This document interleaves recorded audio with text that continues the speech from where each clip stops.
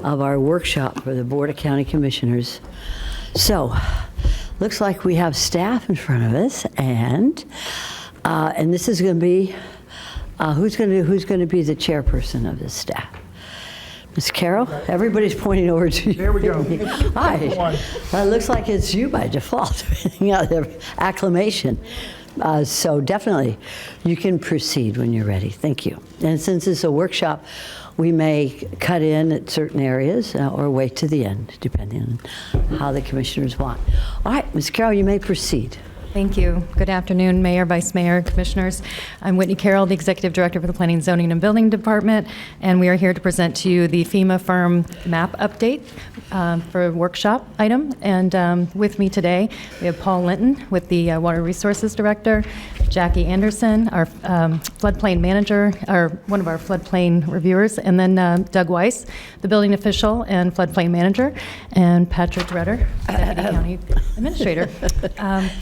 So I'm going to actually just turn it over to Doug to get us started and do the summary of what we'll be hearing today in the presentation. Thank you. Mr. Weiss, you're recognized, sir. Thank you, Madam Mayor, Madam Vice Mayor, Commissioners. We have a number of guests here distinguished too, also to answer questions if questions arise. We have the Lake Worth Drainage District Executive Director Tommy Stroud.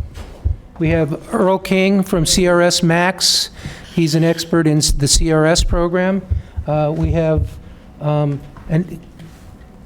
Annette Benning? Denise Benning, I'm sorry. She's an assurance. Denise Boning. Yeah, to the movie star. No, not. Benning would be nice, but Denise Boning. Better. She's an insurance person, and she's also the treasurer of the Floodplain Managers of Florida Association. Florida Floodplain Managers, yes. Florida Floodplain Managers, sorry. Very good. And our insurance guy is back there. Did he leave?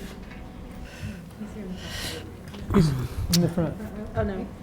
I don't see him. I think he's gone. So we also... Denise can speak to insurance. Yeah, and Denise can speak to insurance issues. We also lost some of our people because we didn't realize we were going to be this late in the day. We had Dr. Fred Bletcher from FAU School of Engineering was here for the morning, and he was going to speak regarding the watershed management plan, the grant program that we're working on. A lot of moving parts on this. And yeah, we had Robert Norberg from FAIA, the Florida Association of Insurance Agents. And then obviously we have Mary Blakeney and Stephanie. We good? I can never say her name. Shaneha. I don't know how to say that name right. It's all right. And I have Jeff Gromberg, my engineer, is here too. And obviously Paul Linton, you know him. So let me go through the objective of what we're trying to do here. Paul will provide an update on what happened with the appeal, update on the map appeal, and the scientific resolution panel. We're going through, who's got the clicker? You want to click to the next one? There you go. So we're gonna provide benefits of participation and et cetera, talk about our previous mapping efforts, give an update. I mean, this is old story stuff. We're seeking input and requesting guidance from the Commission on what our next steps on, particularly the new maps require us to update Article 18. It's kind of fundamental. Next slide, please. You know, what is a floodplain? This is kind of a simple question, but we have a lot of different kinds here. You going to do this? You're talking, go ahead. Okay, well, okay, so we have special flood hazard areas that are designated on the FEMA maps. We don't control the FEMA maps. They're created by FEMA and their consultants. We also have flood hazard areas which the county has declared through Article 18, which are areas outside engineered subdivisions. So we have a number of engineered subdivisions where they get a permit from Scott Cantor, and I probably didn't introduce Scott. He's another important guest, but he can talk about how we permit those areas and how the stormwater is maintained within those communities. It's a little bit different than what happens in places like the Acreage or Jupiter Farms. So those are the flood hazard areas. Next slide. The program is developed through the Code of Federal Regulations. We don't have any choice on that. I personally was involved in an effort to go back to try and get the federal, the federal delegation to try and change provisions in 44 CFR 60 and 60.3, particularly dealing with the floodplain managers were pushing for a change to allow bathrooms in coastal flood areas. And because the way the language is written today, they're making people basically do these elevated structures with stairways. And we went through that for 10 years, and we were unable to make any headway. So this program is completely about that. What does it do? It provides unavailable flood insurance for property owners in flood-prone areas. It requires the purchase of flood insurance as a condition of receiving disaster assistance or acquisition for construction purposes. So if you want a federally backed loan in Palm Beach County, we have to be signatory to the program. And it's an optional program. We don't have to do the National Flood Insurance Program. We opt out, but we're going to lose the ability to get federally backed mortgages. Grants, disaster assistance, all these things are tied in it. These are the provisions.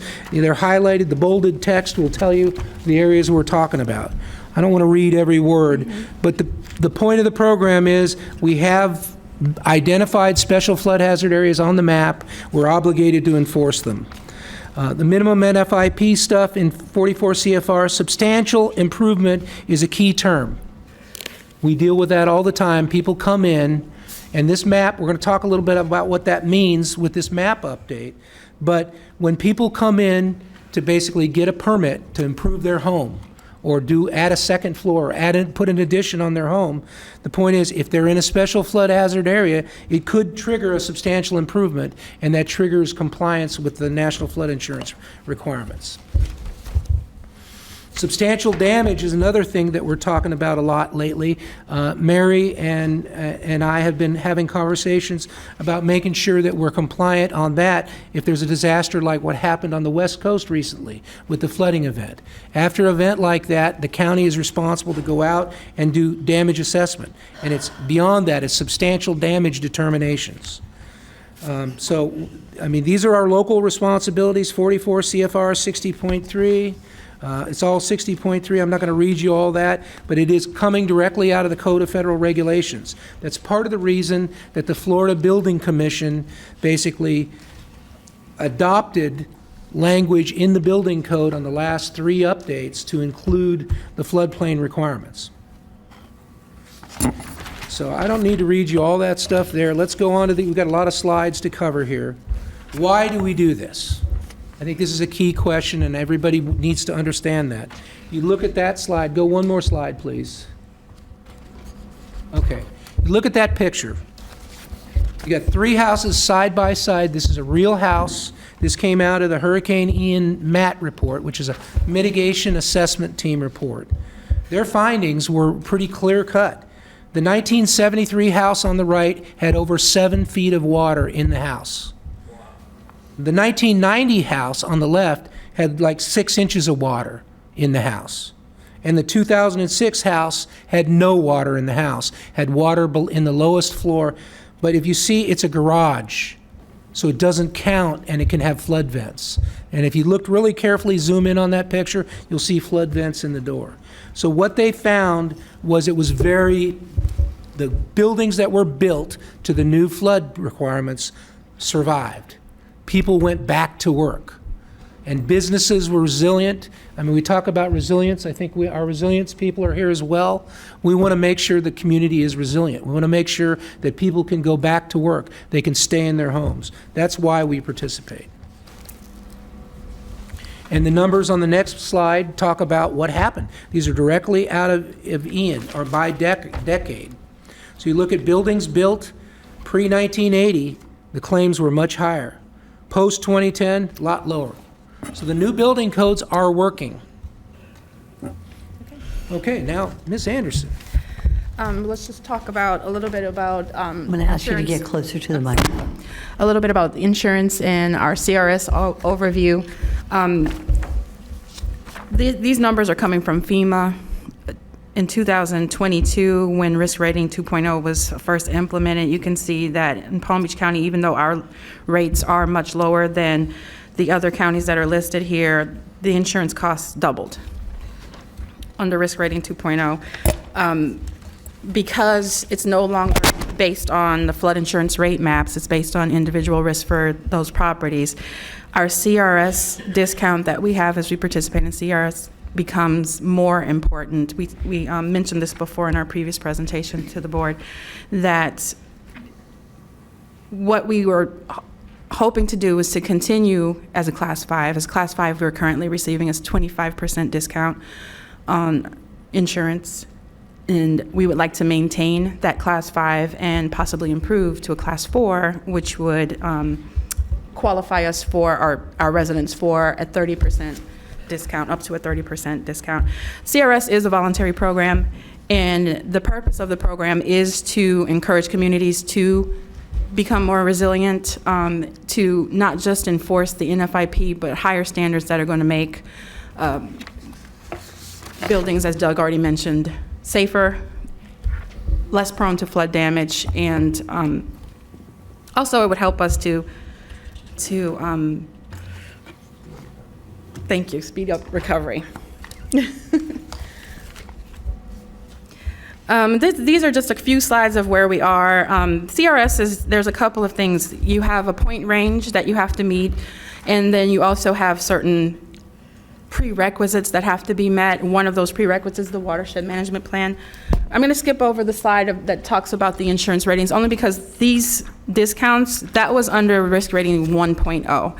And so these numbers are not accurate any longer because of risk rating 2.0 and the way that the risks are being determined. The premiums are being determined under risk rating 2.0. So this doesn't necessarily reflect how much savings are that we're receiving right now. So I'll just skip right on over that.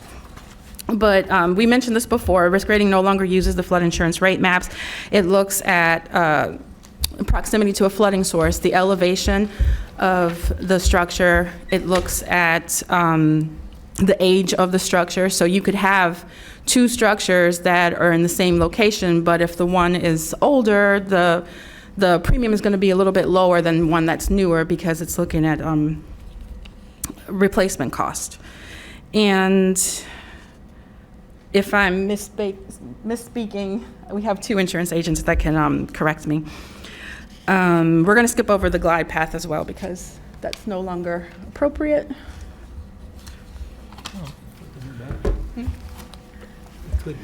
Well, it's very important that any citizens that don't have flood insurance already, that they get the flood insurance before the maps take effect. Is that correct? Yep. Yes, it's important that they get the flood insurance now. First of all, because there's a 30-day waiting period. So anybody who is planning to... Vice Mayor Marino. I'm sorry? Vice Mayor Marino's right. How are they made aware that this is something that they need to do? We intend to have outreaches to discuss, or we're going to be doing flood zone lookups. We're going to have a press release. Yeah, FEMA already did the outreach on these maps in March of 2020, so from their perspective, they think they're done. 4 I years don't ago, think it's like that's they're doing- acceptable. Otherwise, our concern, and everybody here is very concerned about it, is the first time a homeowner is going to know about it is when they get a letter from their bank. Guess what, homeowner? You got to have flood insurance within 30 days. Hurry up. And that's what happens. If it's a federally backed mortgage, the bank will send a notice. FEMA's not going to send notices to individual owners, but we're going to do outreach events. We've already spoken with Richard Radcliffe. You know, the League of Cities is working on that. We're going to host at least 3 outreach events. It was disappointing. March 2020, we literally had 10 people come in. We were at the Mary 20. McDonald Wilson Center downtown, you know, just down the road, and it was like hardly anybody came. It was pretty sad. So, no, we're going to do outreach. We're building, Regina, our GIS folks are building an application where you can put in your address, which will simplify, here's what you are, here's what you're going to be. And we'll talk a little more about how it happened. It's not everybody. It's only 52 panels, but the people along the coast. And we have this in the PowerPoint. Right. And if I may, the risk rating 2.0 has been put in place, and those higher rates have been established. If you're an existing owner, you're on this path of 18% a year to get to that upper level. So you want to keep insured. We want to tell people you don't want your insurance lapse, otherwise you'll jump all the way up to the full amount. The new policies, we're not sure on whether or not they'll get the lower rate and then be protected by the 18%, or if the insurance companies will start with a higher rate. That's just really not for us to know at this time. My guess is they would bump them up because they're in the business of knowing the risk. And I was going to say, it's not like the insurance company is going to contact them and say, oh, by the way, here's a way you can have an advantage now. So we need to do our best in getting the word out so folks are not surprised when they get their insurance bill. And the other aspect is we want to make sure that everyone is aware that you should get a flood insurance even if you're not in the special flood hazard area, because Ian showed a lot of houses were outside the special flood hazard and they had damage, and those rates are relatively low, and otherwise your windstorm will not cover that. Do we have this on our county website? It is, we're developing that. We're going to create the links. We're looking for the tool, so we're trying to get the tool developed by GIS where you can just go there, click on it, and find out what your property is. So it's not quite ready for prime time, but it should be there any day. And so we're looking at 30 days. In the next 30 days, yes, absolutely. Very good. And should not the banks who hold these mortgages, aren't they the first line of contact with their property owners to contact with them? Yes, I would presume so. I don't know that we have a mailing going out to banks. We go out to realtors and we go to insurance agents. We have mailings to those folks. Okay, very good. Thank you, sir. We have insurance people. Lenders, here, yeah, we do send to lenders. Okay, all right, you can go ahead, proceed. Thank you.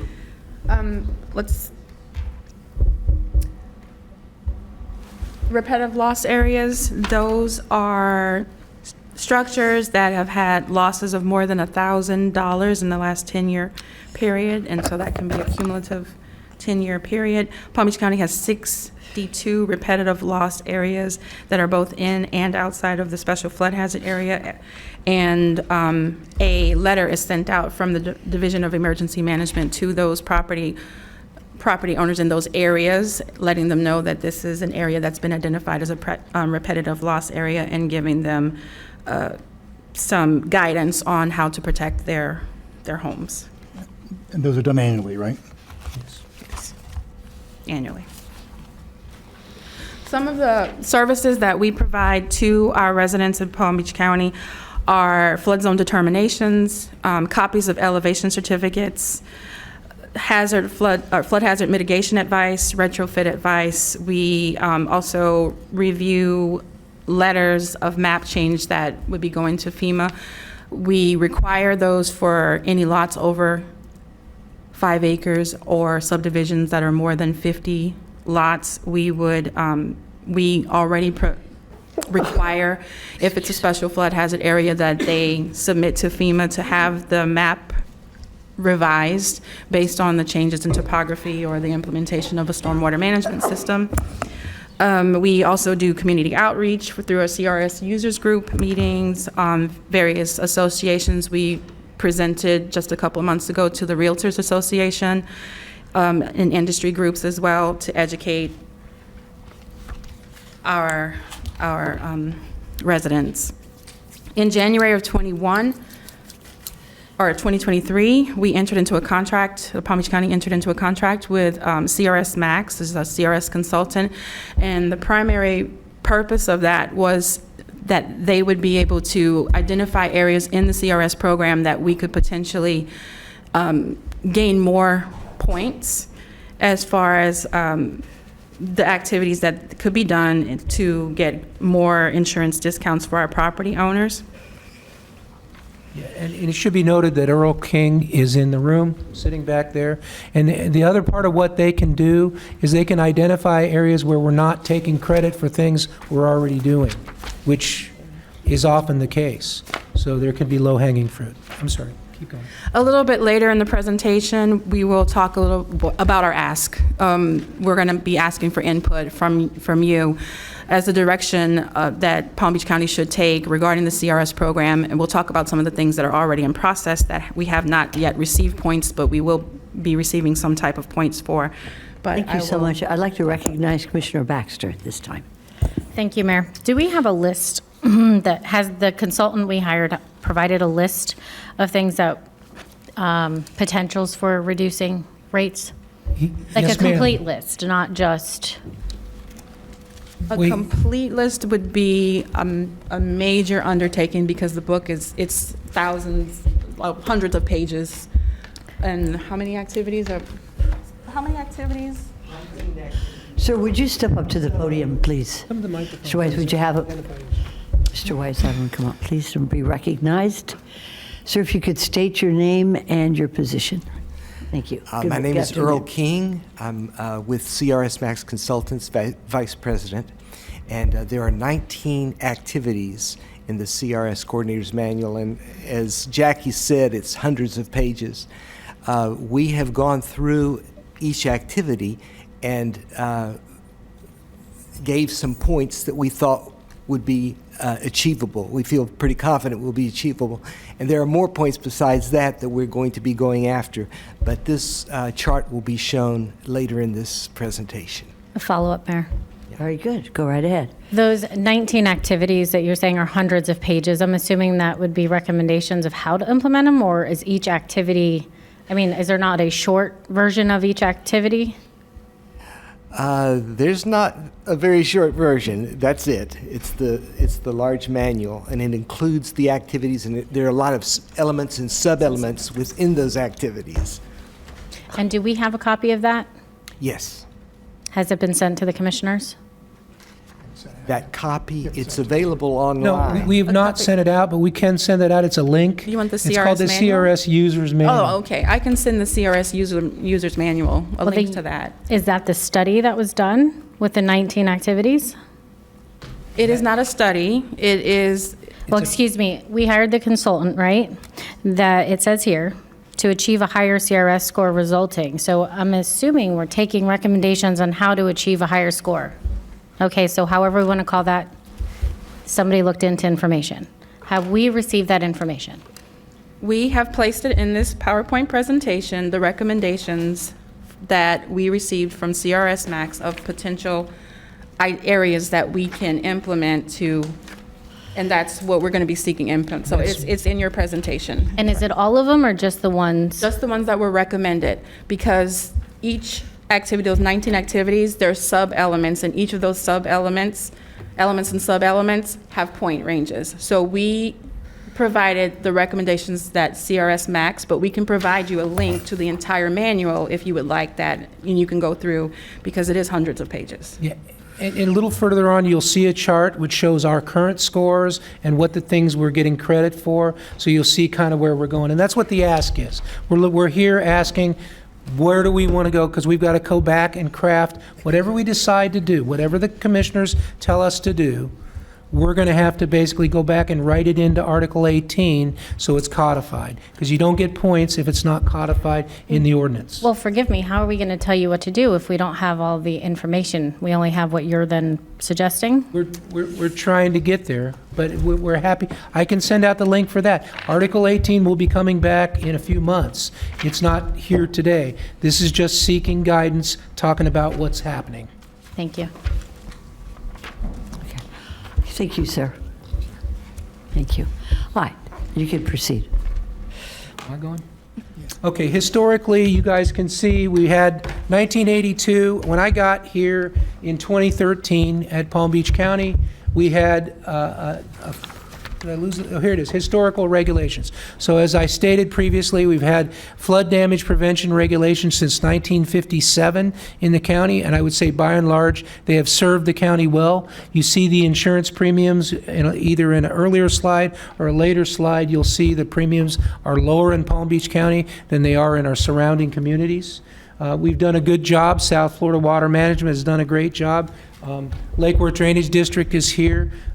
So here was the original map when I got here in 2013. You'll see the pink areas, kind of hard to tell. The pink areas are basically AO zones. What's an AO zone? AO is a sheet flow area where the water transitions across the land to another place. The problem is the AO zones were based on really old data. The topography was ancient. It was not studied, even really very very much in 1979 when the study was done that created these maps. So 2017, FEMA came to town. Some of you will remember this. They came and they were rolling out new maps. They asked for people to provide data and assistance. I don't know who's in the room would remember that. Patrick certainly would remember that. Maybe some members of the commission will remember that. But they came to town and they're proposing new maps. We were able to work with FEMA. You guys we had a legislative delegation, went to Washington, talked to them to get the maps fixed, and we made some successes. So there were 33,000 parcels that remained in a special flood hazard area, but there were 48,000 removed. And 48,000 moved in. And part of the problem was specifically, and we're going to talk about it in a few minutes, Paul's going to talk about it, the areas around Lake Okeechobee were all mapped into the special flood hazard area. We were somewhat successful if you looked at South County in that there were a bunch of AO zones. If you see the next slide, see the orange areas on the left, those were all sheet flow areas where the water was just sheet flowing across all those right-of-ways. And the reality is that isn't really a realistic model. There was stormwater improvements put into there, and they weren't reflected on the maps. So we were able to get a lot of the maps fixed in South County in 2017. So now, Mr. Lynn's going to tell us a little bit about the, you want to talk about the coastal study? Let's do lakes first, okay? So this is Lake Okeechobee. Get it? As you recall, Oh, there it is. I'm sorry. I missed about a decade ago back, the Corps examined the Lake Okeechobee and found that it was not in good state. It was classified as a high-risk dam, DSAC 2, and they embarked upon multiple studies and then finally authorized and spent about $1.6 billion rehabilitating the dike and the structures. They have completed that work, and that has changed the condition around. So this next slide, you can see the different areas. Back up. Okay. Where are we at? There you go. All right. So this map reflects the breach study they did. So all those different zones that are around that, the colored areas are flooding areas with water several feet to even 8 feet deep. And as you can see, that the east side of that is all the areas around the municipalities around Lake Okeechobee and extending well into the agricultural fields. That put them all in a different flood level and raised their base flood elevation several feet. Post the Herbert Hoover repairs, that risk no longer is there. So it's now a low hazard dam. Corps has certified it with a letter. They sent that letter to FEMA. FEMA has accepted that letter and has put the new maps in their list to do, but they have a long list of maps to regenerate. So we're looking at an extended period of time before they would get to those maps. And until that happens, none of those parcels get any benefit in terms of reduced insurance rate or base flood elevations.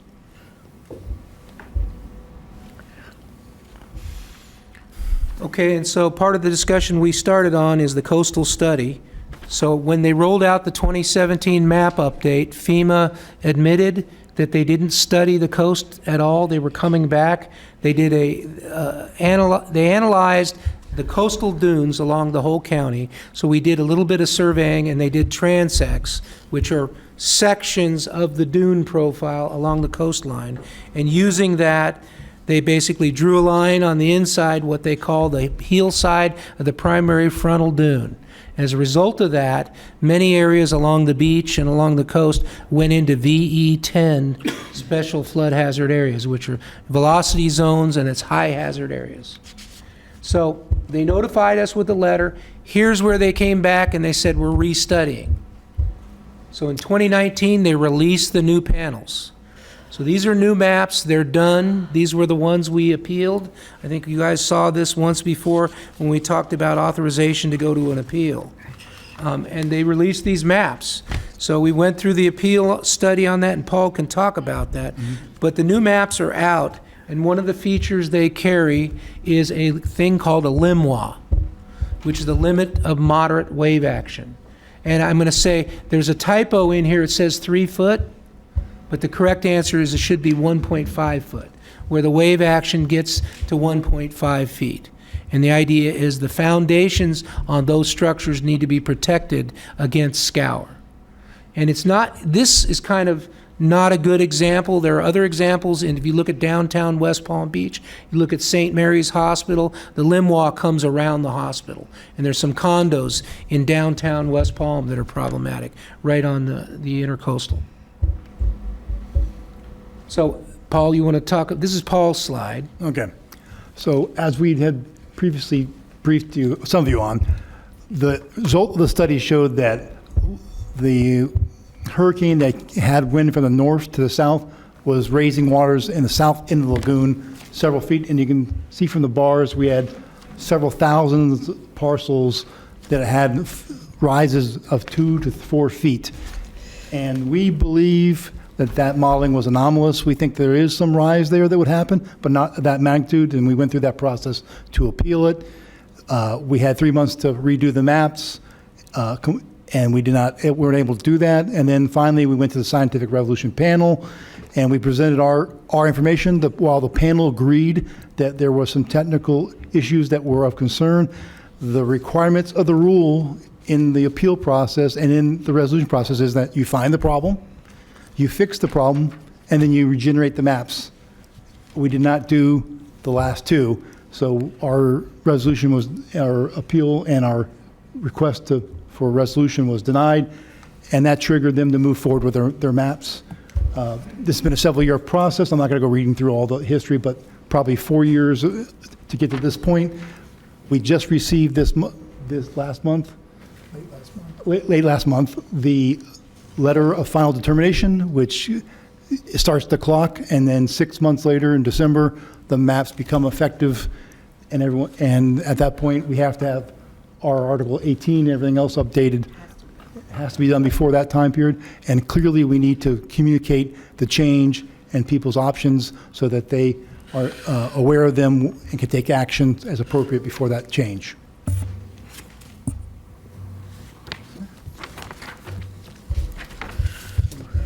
Okay, so as part of, we discussed a little bit, we entered into a grant with the FAU School of Engineering as a subcontractor.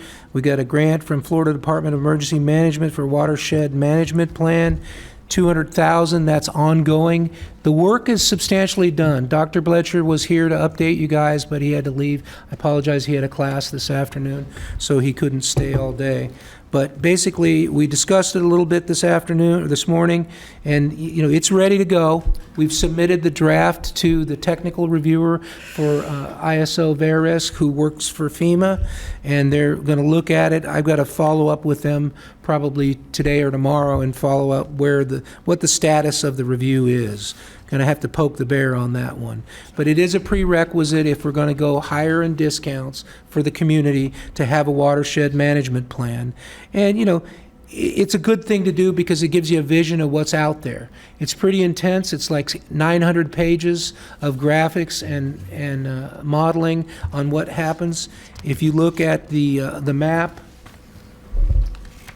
let me get to the next one. This talks about what they're looking at, and he studied the whole county. Now, it's not sufficient technical clarity of a study to do new maps, but it is sufficient to show where are our problem areas and what do we have to deal with and what should we be looking at. And that's the intent of it. Paul, what's the better analogy between the watershed management, more like a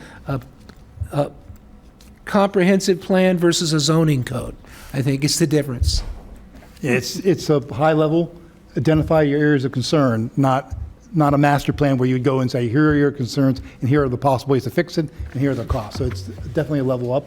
We're going to get some additional information on the vulnerability assessment and wrap from the resolution, which will go in more detail and provide some examples. But right now, the purpose of this is to identify so that the county is aware of where there are issues, both currently and in the future with other factors.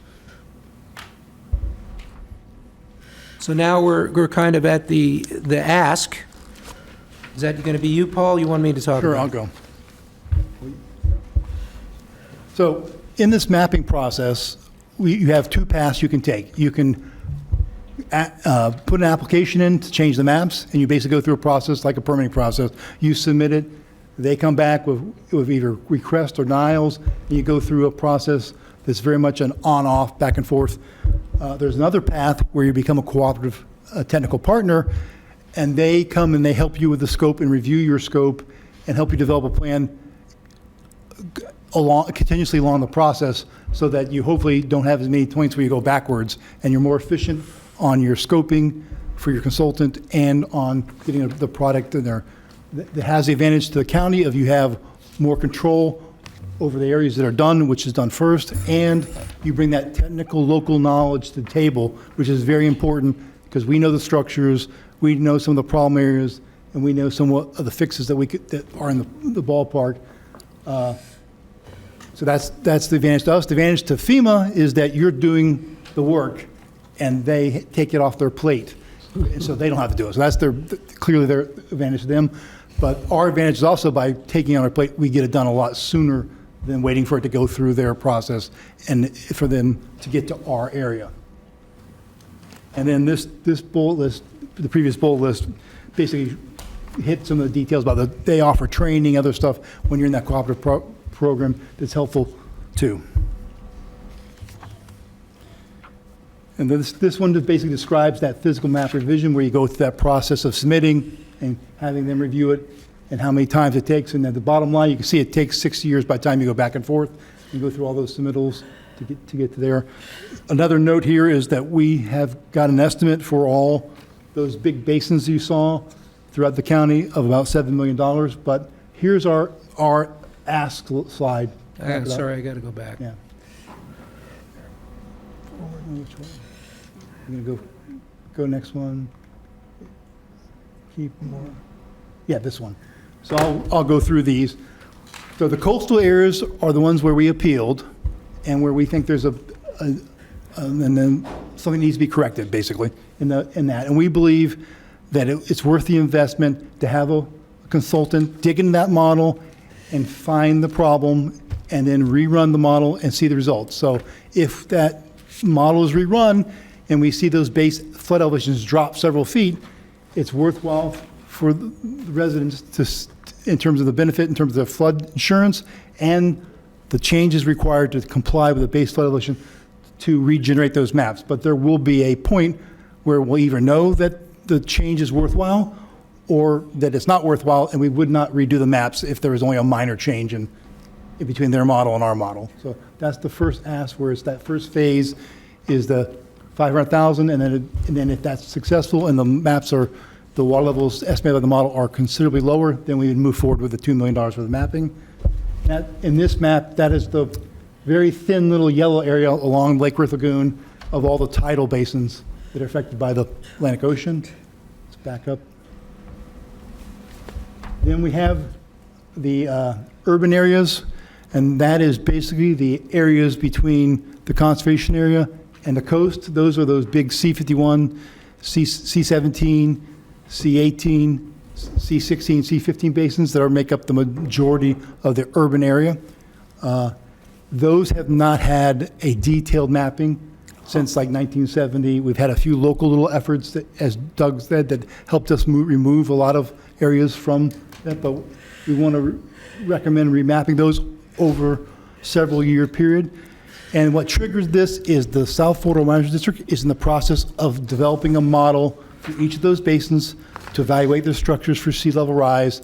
So they are going to do the heavy lifting in terms of constructing and calibrating the sophisticated models necessary to model those basins to level needed to map. What we would do is hire a consultant to take that model and then work upstream with the details necessary to define map basins.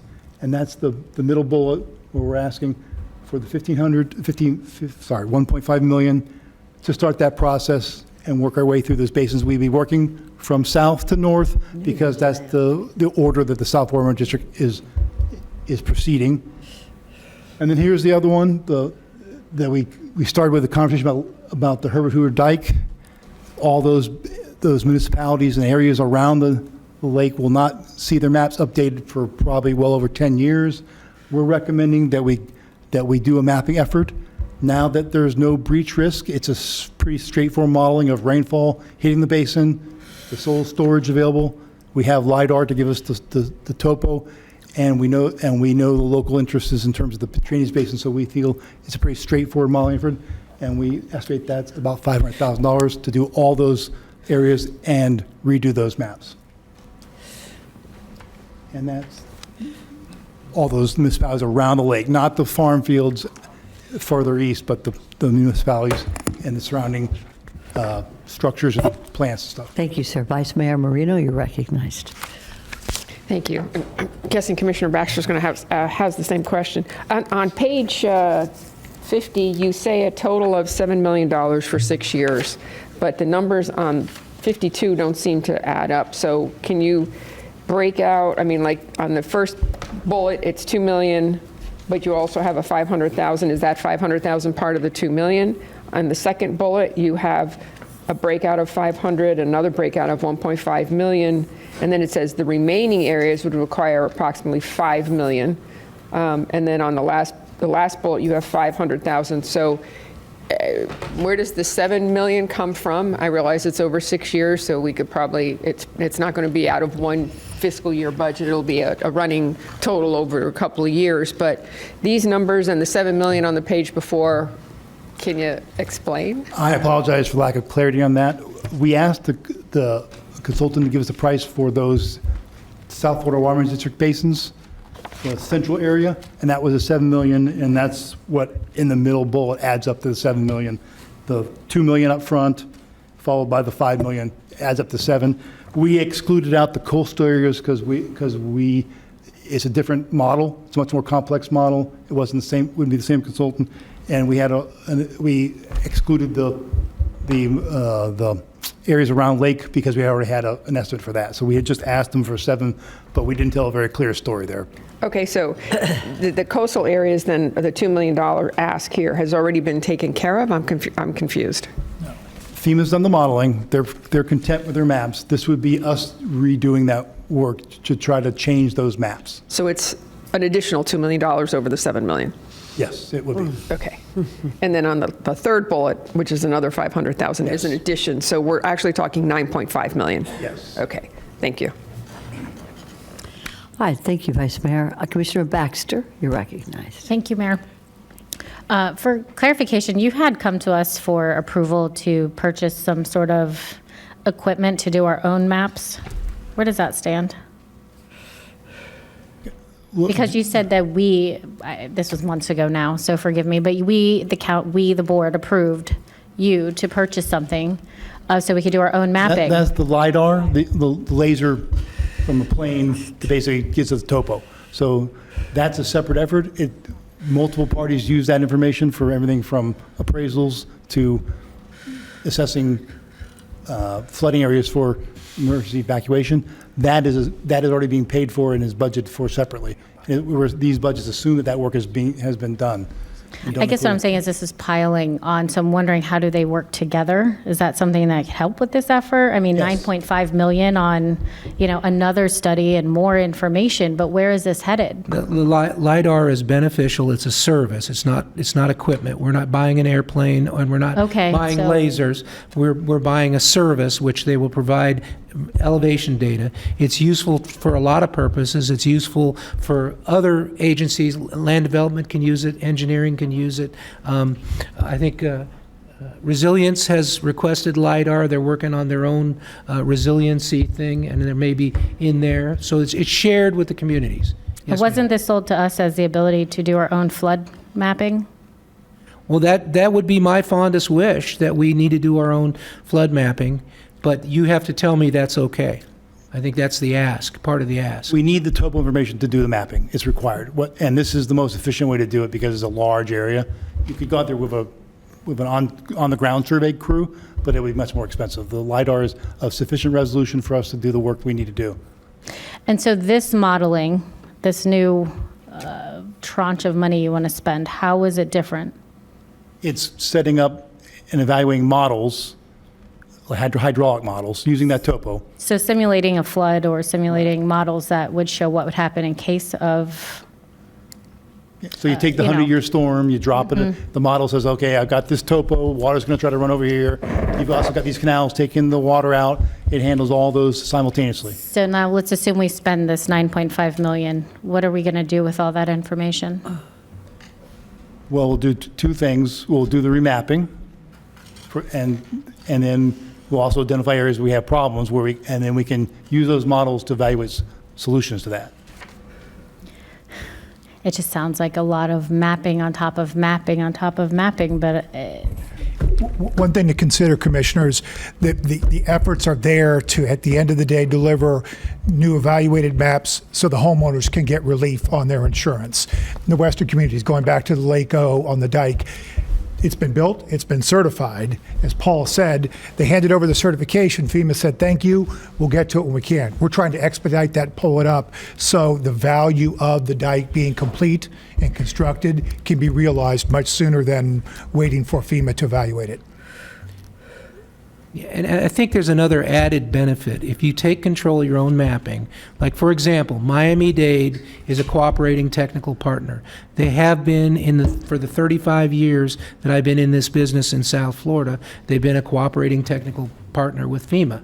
And the point is, with that program, they control their own maps. Doesn't mean that they just take everybody out of the flood zone. It just means the risk is accurate, and they're using local knowledge and local skills.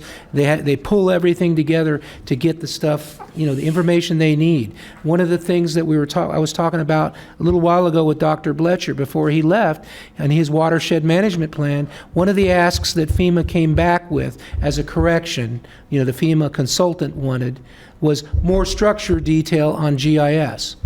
Well, the problem is we have 17 water management districts in Palm Beach County. Now, the largest one is sitting back there. I'm going to acknowledge him, but there was like others around.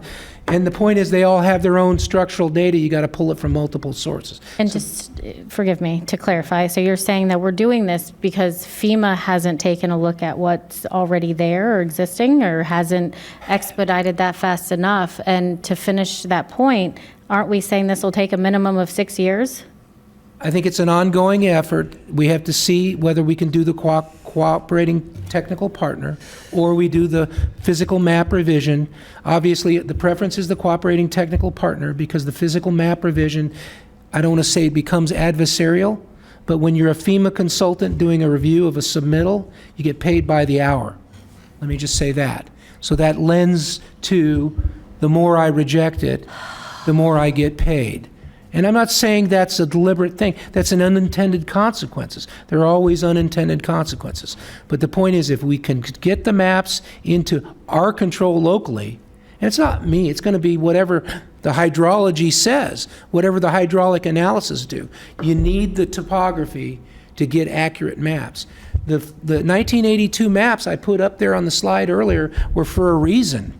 You could see how inaccurately they reflected the topography of Palm Beach County in 1982. I mean, so that's the point. We need to get accurate maps. We're still not convinced. The coastal study, we had areas of the coast in the intercoastal on the Lake Worth Lagoon, and on that slide he showed, that went up 5 feet. Storm surge went up 5 feet. Yet on the coastline, on the outside the barrier, we had places that were taken out of V10 that went to X. Some of it doesn't make sense. So, No, this workshop, go right ahead. all the topographies, the LiDAR, this study, everything put together, what are we going to do with the information? Are we submitting again to FEMA to redo it? What is the goal process? Please lay it out for me, step by step. The PMR is an automatic give. Anybody can do a PMR, physical map revision. It's expensive, but we can do that. And if we have a map that we've developed with a consultant, we'll go through that process. But the better option is to try and get approved as a cooperating technical partner. If we can do that, we can work together with FEMA so it's not so adversarial. So one of those two things are happening, but if you approve this, we will go forward with maps. we will submit maps, and hopefully they'll be the most accurate maps we've ever seen in Palm Beach County since the beginning of the program in 1979. That's my story, and I'm sticking to it. The time frame of 6 years is for the entire, those multiple basins. Clearly, like areas around Lake Okeechobee could be done sooner than that, and they would get the benefits in terms of those rates going down. So assume we work with them and we become a cooperative technical partner. Am I remembering that correctly? That's correct. Yes, ma'am. What does that do for us? It makes it a partnership. It makes it a little bit easier to get through the process. It's not like you're submitting a permit where we're partnering with FEMA to create the maps. So I'll give you an example. You work with them on the scope for the modeling, and they review the scope before you start doing the work, as opposed to reviewing the work after it's been done and saying, oh, really, you should have done this differently. So now you at that point, there's much less chance of them saying, we reject the product, or we want the product to be improved. And are we proposing that all projects that come through the county go through this process? No. Who would be going through this? The county would go for these specific areas. See, other people who want their individual small projects would have their own application separate. We would not be shepherding those through unless we're directed to. I'm going to interrupt at this point. And you're very on point in terms of discussing it. Commissioner Woodward would like to answer some of those issues. So this is a workshop. You go right ahead, Commissioner. Thank you, Mayor. I just would like to interject. I asked a lot of the questions that you had when I had a meeting with them. And as I understood it, these maps, they're coming. FEMA is issuing these maps, whether we like it or not, these maps are coming. And we have options on how we can help our residents, because these maps have very real repercussions to a lot of homeowners in the county that maybe don't deserve to have their rates going to this high. One of the initial conversations with Lake Okeechobee, because the dike has been repaired, it's no longer, everyone's in agreement, even FEMA's in agreement that it shouldn't be labeled. I guess that area shouldn't be labeled the way it is. However, it's going to sit there for years until FEMA gets to it. Pretty much, they're like, we agree, we'll get to it when we get to it. One of the initial asks with this partnership, and I think that the Lake O one is probably the best place to start, is for us to become a partner with FEMA. Start with that one, because it's very clear what needs to happen in that area. We're having to hold them to higher building standards. The rates are much higher. Everything that's going on out there, they don't deserve, because the repair work has been done. $1 billion plus project, right, in this area to fix it. It's been done. If we become a partner with FEMA, do a good job with this map, which we're going to because the work's been done, that is opening the door for us, again, to continue that partnership, redraw these maps in the other areas where everything south of the Lake Worth Lagoon, like the Boynton Inlet, has come into question. They're not considering the work that's done with Lake Worth Drainage District. All of that stuff's not considered. This is a high-level federal looks down, that's going to flood, and they kind of pass it away. We have the best option with this room full of experts, all of our different districts, to actually make these maps the most accurate so that the rates and the building codes and everything that goes into this will be accurate. We honestly, I believe, are the only ones that can do this. Any local area is going to do a better job than the feds on this, because they have to look at it from such a high level. Us becoming partners, we get to help draw these maps, and all of the residents, all of the businesses, everything in the county will benefit. And forgive me, I understood all that because I asked a lot of similar questions. That's not what I'm getting at. We're spending a lot of dollars, and I don't see the timing benefit. I mean, 6+ years, a minimum of 6 years. How is this expediting FEMA looking at, you said they get paid hourly, these areas around the dike? How is spending all these extra dollars going to help Let me be clear. expedite it? We asked for a timeline from FEMA, and they said they could not give you a timeline. So when you go through the FEMA process, they'd have to get appropriations, and they have to get a 5-year plan. It'll probably be the better part of 10 years before they even started. And if they haven't released the maps, how do we know the detriment the detrimental impacts of those maps if we haven't received them yet, and we're trying to kind of solve a problem we haven't seen yet. The maps for the flood areas are existing. They updated. Okay, so then yeah. which maps are we waiting to get released?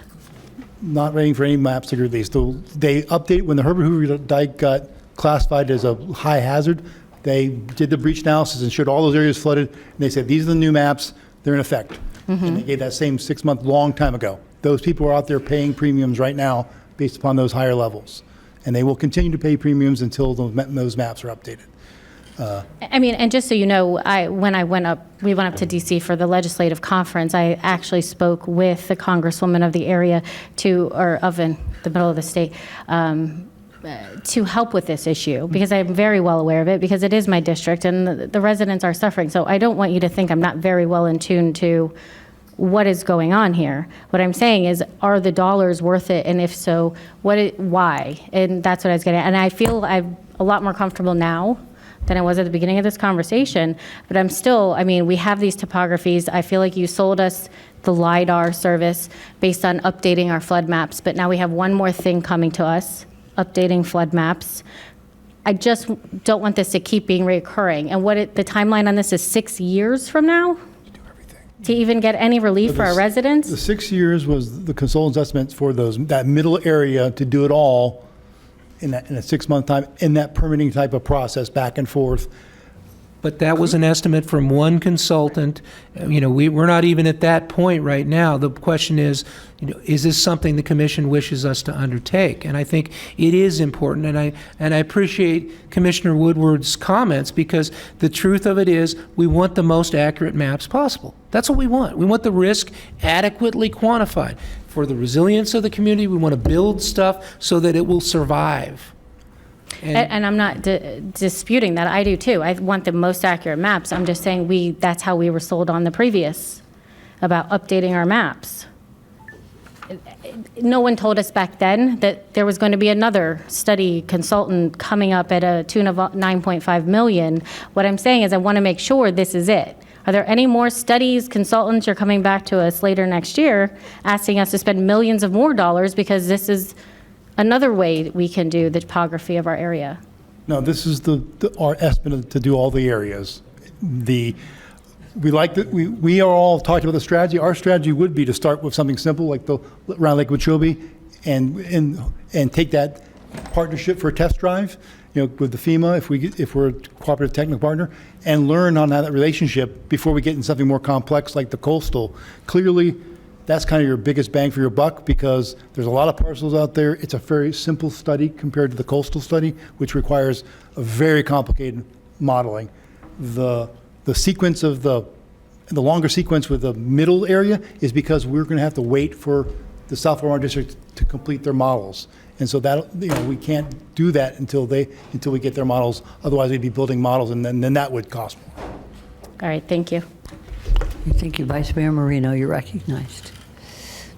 Thank you. Briefly, if we become a technical partner with FEMA, does it slow down the process of the insurance going up? Because while we were in the appeals period, it was frozen, so nobody's insurance went up. If we take them on, if we become a technical partner with them, does it like say, okay, none of the insurance is going to change until all of this is coordinated and finished? No, unfortunately, no. No, it won't affect that. And we actually have a couple insurance people. I don't know if you guys want to speak to any of those things. Well, I mean, basically what we're doing here today is trying to figure this all out so that we can save our taxpayers, our residents, and our businesses and our property owners money in the future.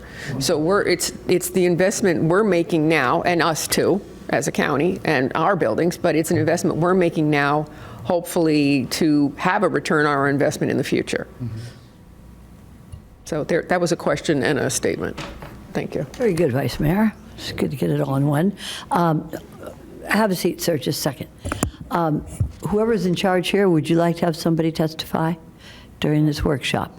Did you want to speak to that? We have two insurance experts. I'm going to leave it up to you. We have the local representative of the FAIA, and we also have, come on up, please, and identify yourself at the podium, please.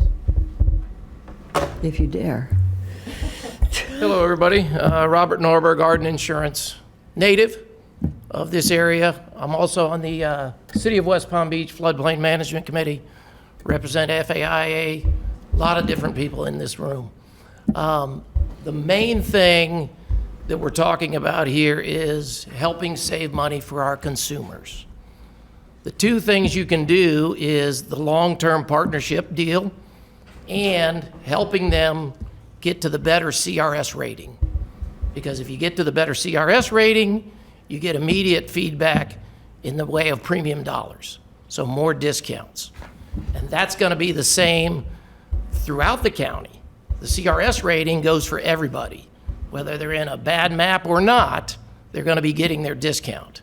So the CRS becomes very, very important. And that's one of the things we're working on at the city as well, to get to a better CRS rating so that you can save money for your consumers. As far as rates, they are set by the federal government, the NFIP. They will continue to escalate. Some people that already have their program, they're in their policy, they will be set to the glide path so that it will take them years to make the actuarial rate. New people coming in will be coming in at the new actuarial rate. Unfortunately, those are very high now.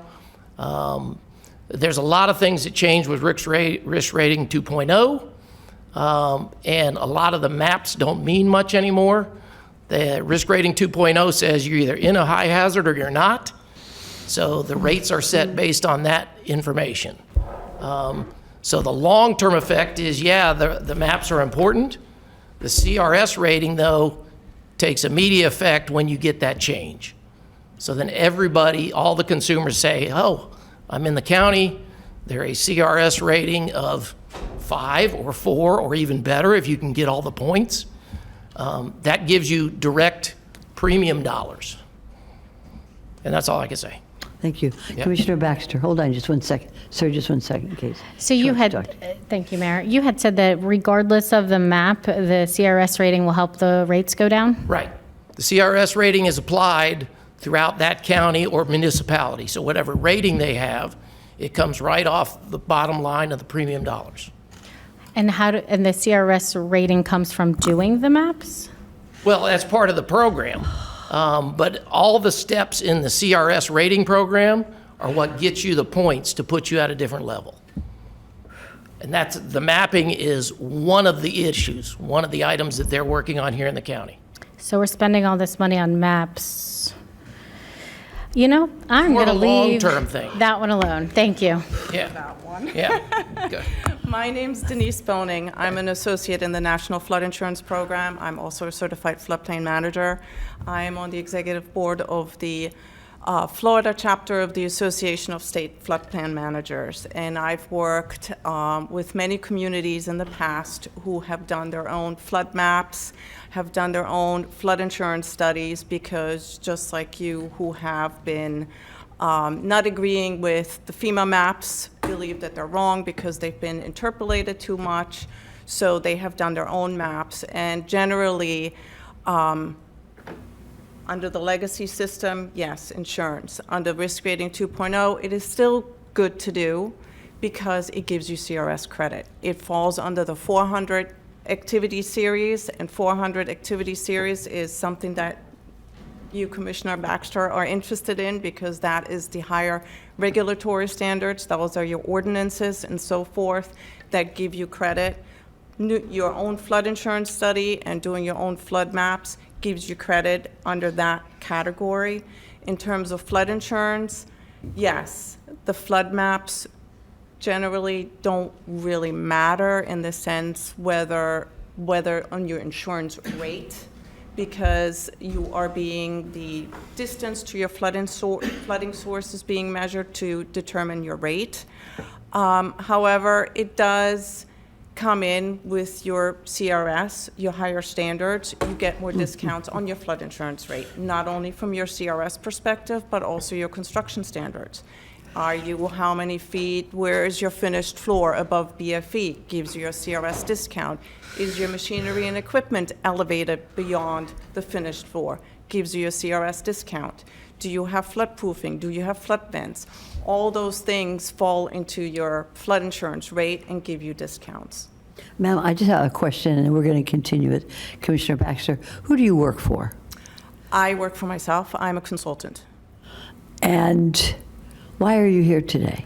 I'm actually representing the Florida Floodplain Managers Association. I do outreach for them, and I was asked by Jackie to present for the Florida Floodplain Managers Association, and if I can be of any help, to promote flood insurance, sound floodplain management in our communities, and educate residents to become more risk averse. Adverse, right, okay, thank you.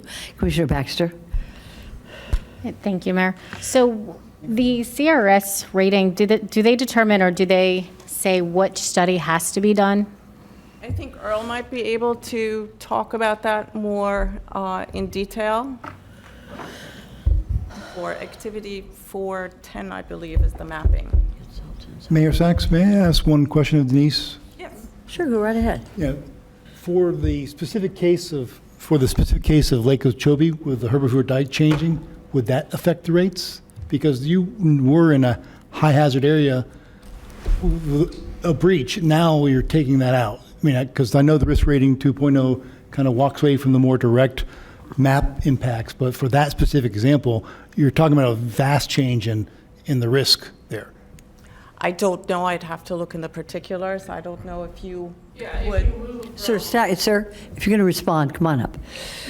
Identify yourself again for the record, your name. Robert Norberg.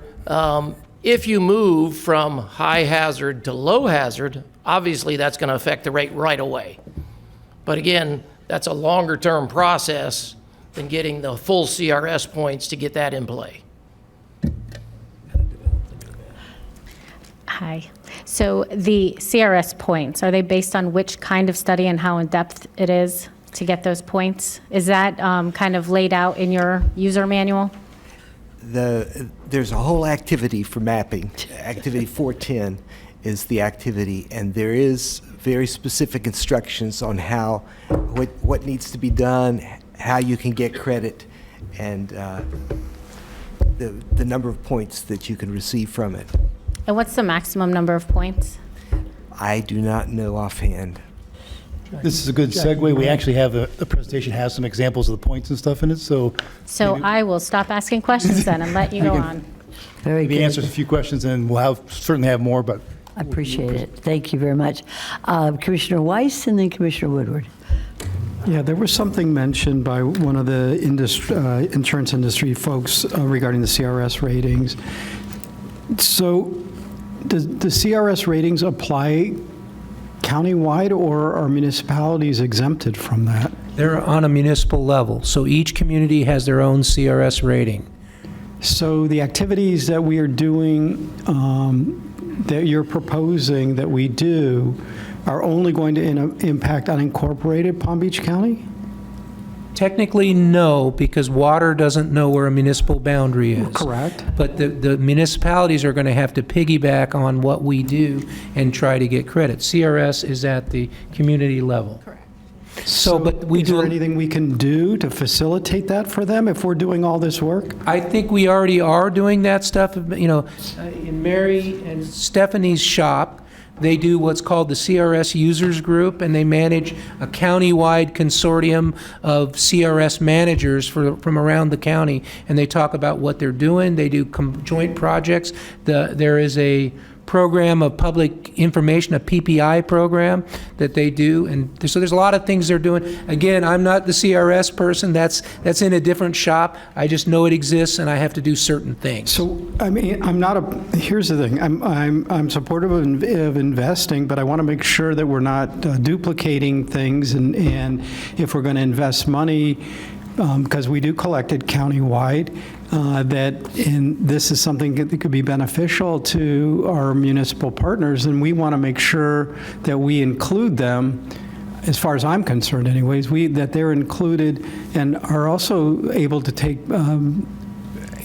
get benefit from it. Now, obviously, the maps are a different story, and the other point I wanted to make was on the work that you're doing in the mapping and the really getting the information accurate, to me, is not only from the insurance savings, but from potentially property and life savings. If people are not informed as to what elevations they're at accurately, they may do things, the building codes won't be right, they will be improper.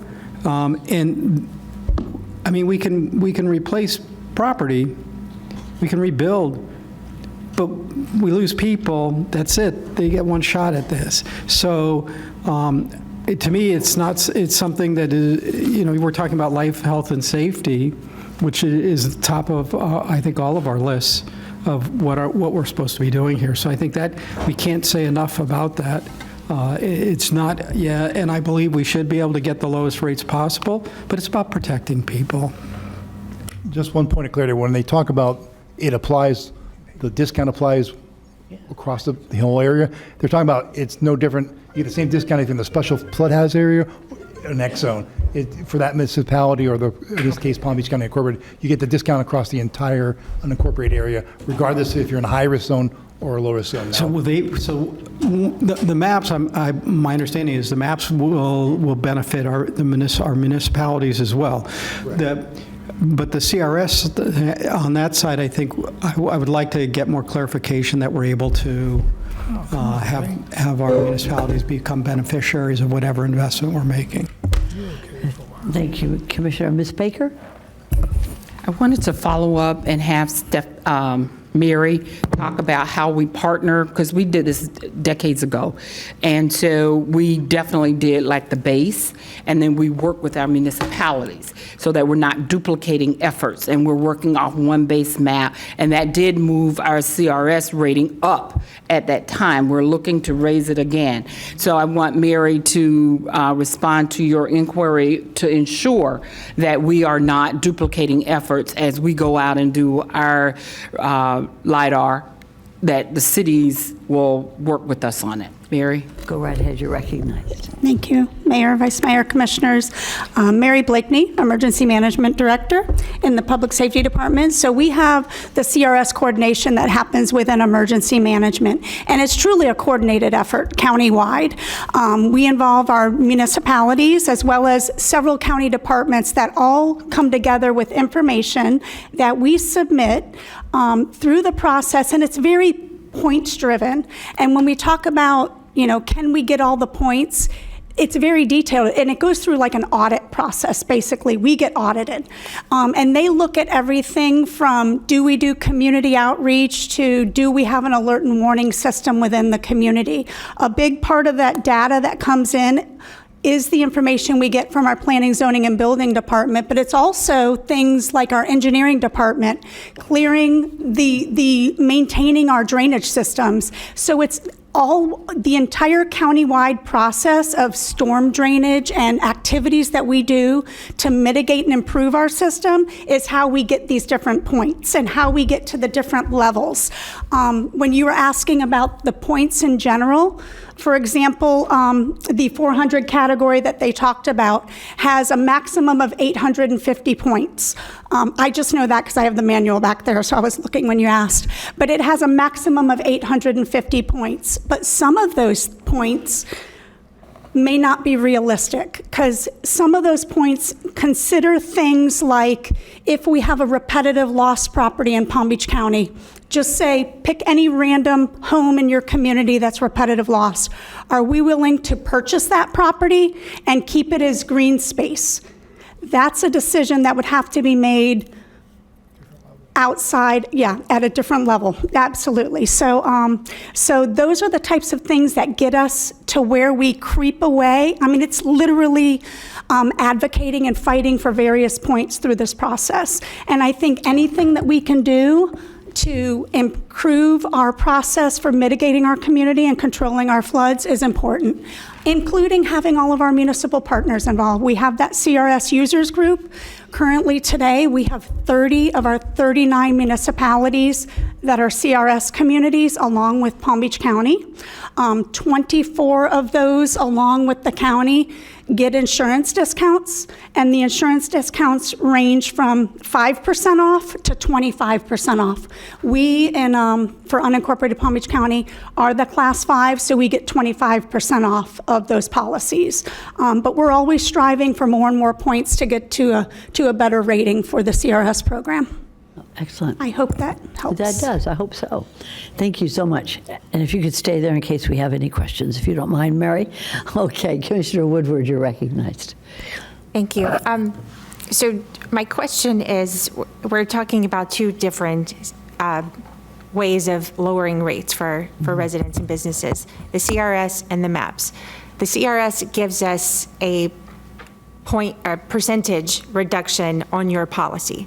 Whatever your policy is, if we get it to a 30% reduction, everybody across the board in that CRS gets 30% lower, right? Okay, so my question is, with the MAPS, back to this discussion, getting them changed, like the Lake Okeechobee one, how much of a difference in the actual policy dollar amount are we talking about? Because if you're talking, a $2,000 policy that might drop to, half of that, and then they also get the 30% reduction, how much money are we talking? Well, there's more to it than just the money. It would be the mandatory purchase requirement. So especially those properties that are located around Lake Okeechobee, because technically their maps are going to change and take them out of a special flood hazard area, they no longer have that mandatory insurance purchase requirement. So that's what we're trying to get to, because those are our lower income areas. So right now they're paying a lot of money in insurance where the risk is not accurate, because once that the dike was recertified, we need the maps changed. And if we can get them done quicker than FEMA might take 20 years. So then you're saying that the dollar amount is going to go to zero once that map gets changed? Well, I'm not going to say it's not going to go to zero, but those people that are classified outside of a special flood hazard area no longer have a mandatory purchase requirement. I mean, we will still encourage them to purchase insurance because you need protection, but it won't be a mandatory purchase requirement. And also, because they would be removed from the special flood hazard area, the rate will automatically go down. The dollar amount? Yeah, and there's also, and I'm sorry, did you want to talk about the dollar amount that would Ms. change? Baker, did you want to say? Yeah, Robert Norberg again.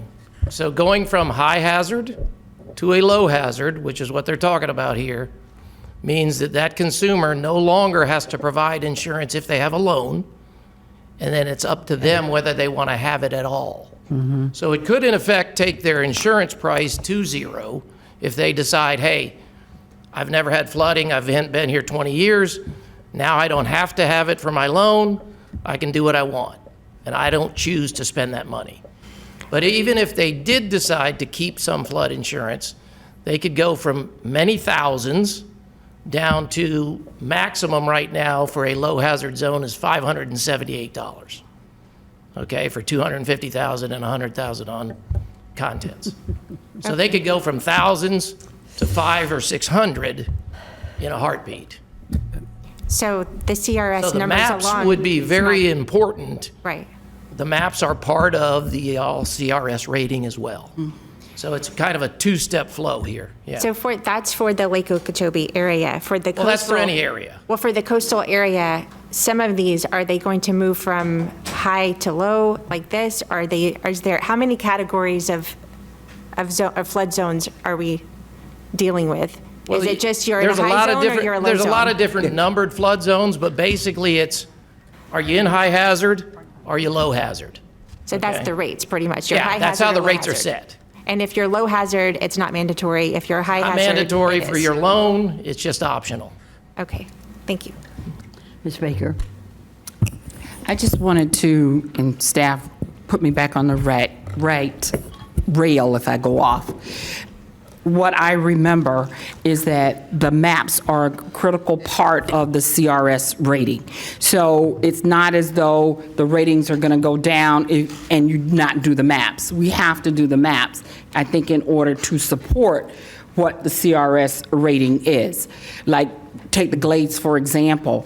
If we don't correct and get FEMA to move along faster, our residents out there will continue to pay that higher rate, even though they shouldn't be. So we, I think, in essence, have to do the maps, period. And then that will help us with the CRS rating as well, because that's a major component.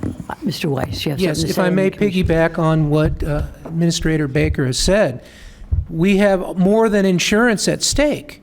As Commissioner Weiss indicated, there's life safety, there's construction requirements that come into play. You substantially renovate your home or you do a remodel, you need a re-roof, depending on the appraised value or the assessed value of your home.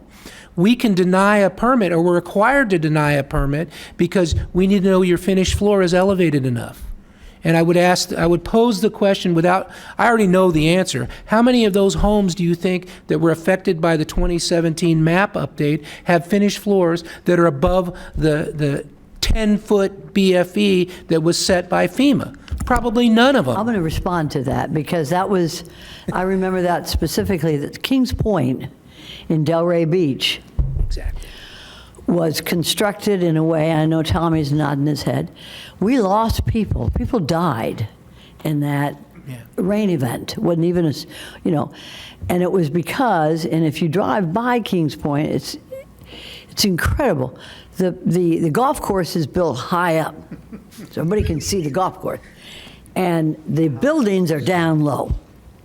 Now, this was constructed 20, 25, actually longer, 50 years ago, because I was doing work at their construction defects as an attorney. So 50 years ago, high up, and then and a man got out of his bed, and he was in water, and he died. So yes, this is important, and yes, the commissioners have stated that it's about life and limb. And in the hurricane conference that we had here in the county, I'll never forget what they said, the experts. The number one killer in hurricanes is storm surge. So all this coastal area that we have, storm surge is the number one issue that results in death.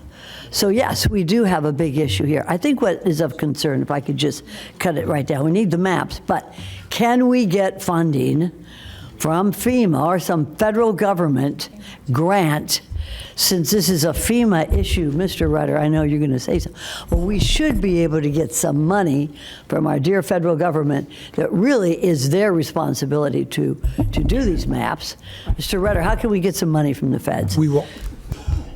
We will always have our eyes open for additional funding, like with the program we're doing right now with the DEM money. But the efforts that we're talking about here don't require ad valorem dollars. Enterprise funds through the building division are adequate to pay for this. Doug, representing as the floodplain manager for the county, furthering these efforts, has the ability to do that, and that's what we would recommend. Thank you. Commissioner Baxter. Thank you, Mayor. Do we have some sort of approximate of how many homes could potentially go from high to low hazard areas? For the coastal areas, there are 4,000 properties that had an increase of more than 4 feet. And then there's about 10,000 that had about 3 feet. So we don't expect to drop this down to 0. Because there's a 1 and 2 foot, but would be our guess about what the real model should say. But we've got the 4,000 to 10,000 who could come out of the zone. So approximately 14,000? 14, yeah. Where is it? 33. Are there any other questions or comments? Well, hang on, 4 or 10. No, don't add it. It's either 4. Okay, 4 to 10. Yeah. Sorry, my bad. Maybe in between those two numbers. So that many residents were hoping to help save from the high areas to low? Yeah, Okay, I'm back a little farther from where you guys were talking. We were looking up the numbers for the glades. They're included in the 48,000 here. So a lot of those were around the Herbert Hoover Dike. It also included areas of the acreage. You may be aware areas of the acreage were mapped as well at the same time. As far as this one, that's in the Paul Linton bar graph. Right. This tells the story of the lagoon. This is the 52 maps that are being replaced effective December 20th. So if you look at the bar graphs, 3 feet and higher add up to about 4,000, and then you've got the next graph, which is about 6,000, which is the 2 feet and higher. We expect that the actual surge and setup should be more on the order of something around 2 feet, not above 2 feet. So that's where they come with numbers between 4 and 10. So basically, about half. We'd cut them in half. So to clarify, we're hoping to help, let's say approximately 10,000, give or take, people. Yeah. And also helping for future, is this going to help with future building codes, right? Correct. So these base flood elevations are high up. So now if they come down, it's going to be more reasonable to rebuild and replace than it is when you're 2 or 3 feet higher.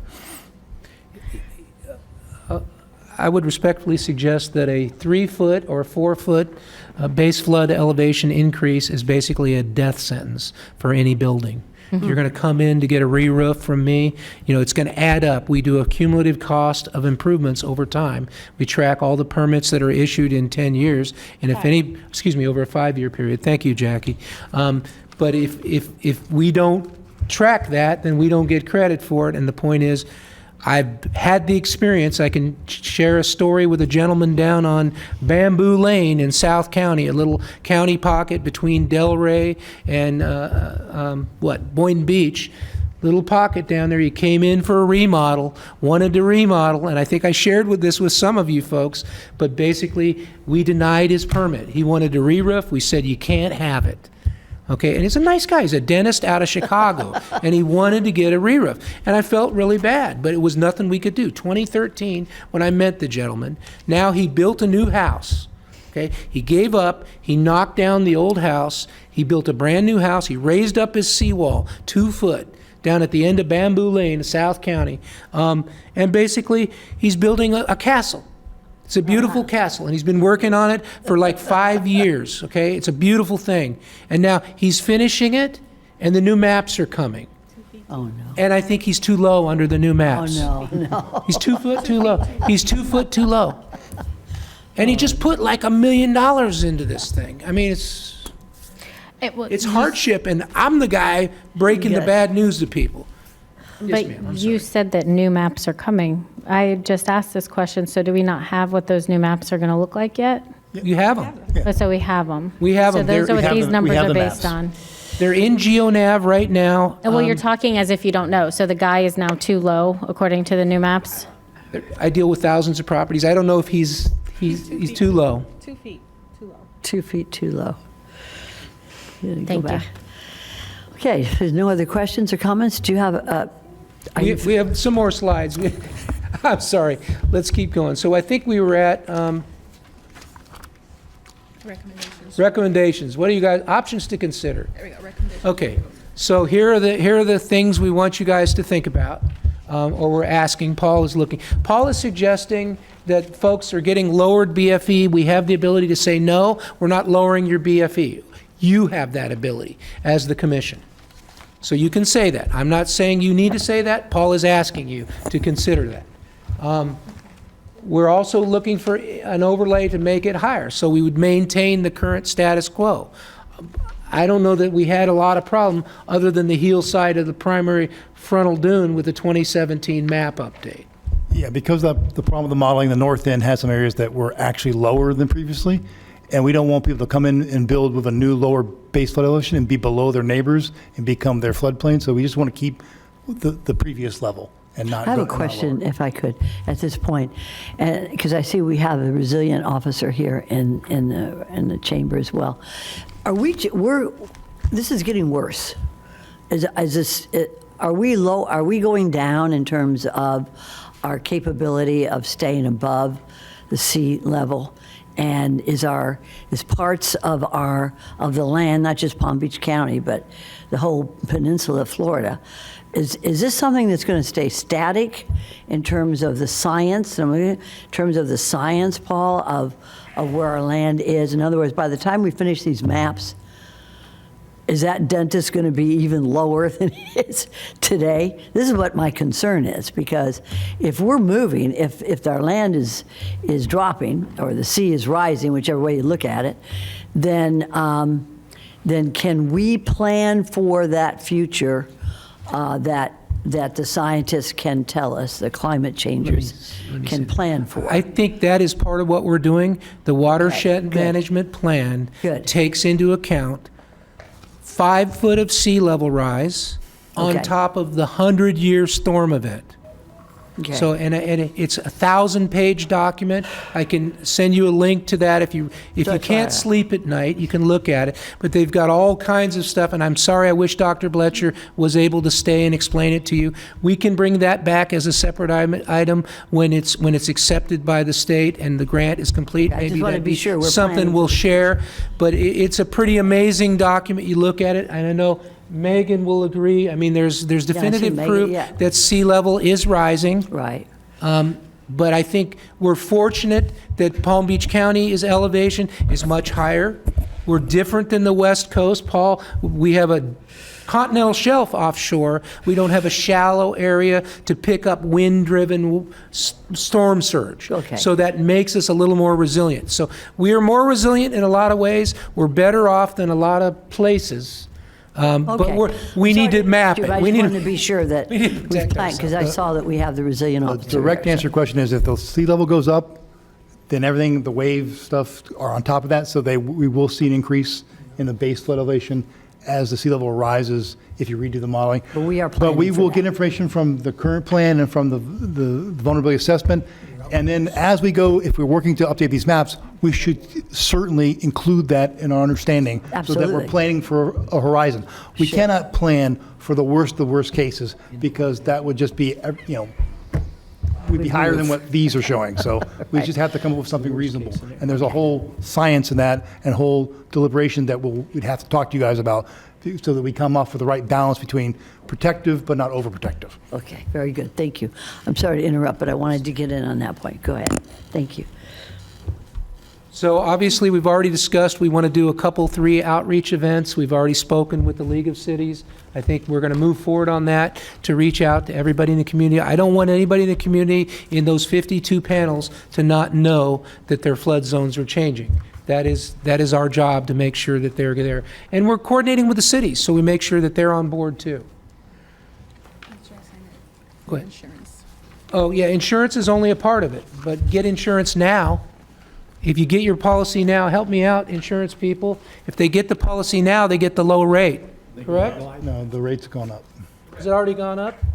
Well, the rates go up every year, but they get in at the current rate level, and then if it moves in future based on maps or whatever, you're in the glide path. Protection. Yeah, so it'll be in the glide path, so Insurance guy. get your policy now. Okay, Right. sorry.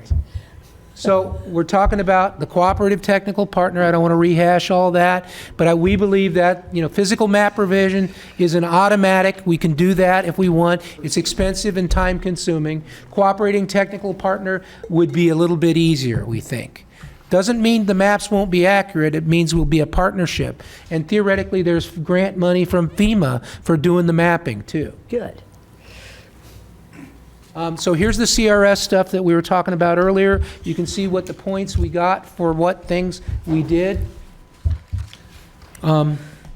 Jackie, you want to speak to that? Sure. So this chart here shows the current CRS rating that we have based on the 2021 verification. We are scheduled for a new verification visit this year in August, well, basically next month. And you'll see these are the activities that we have been participating in currently, and our score, our current score is 2520, which is basically only 20 points above a class 6. So if you look at the next slide, here we go. In order to avoid retrograde to a class 6, we have to make sure that we continue improving the activities that we do to improve our score.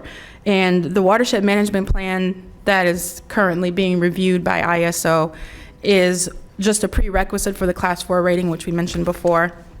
And some of the other things that we have already started the process of, but we have not received points yet for, would be a substantial damage management plan that we are currently working on.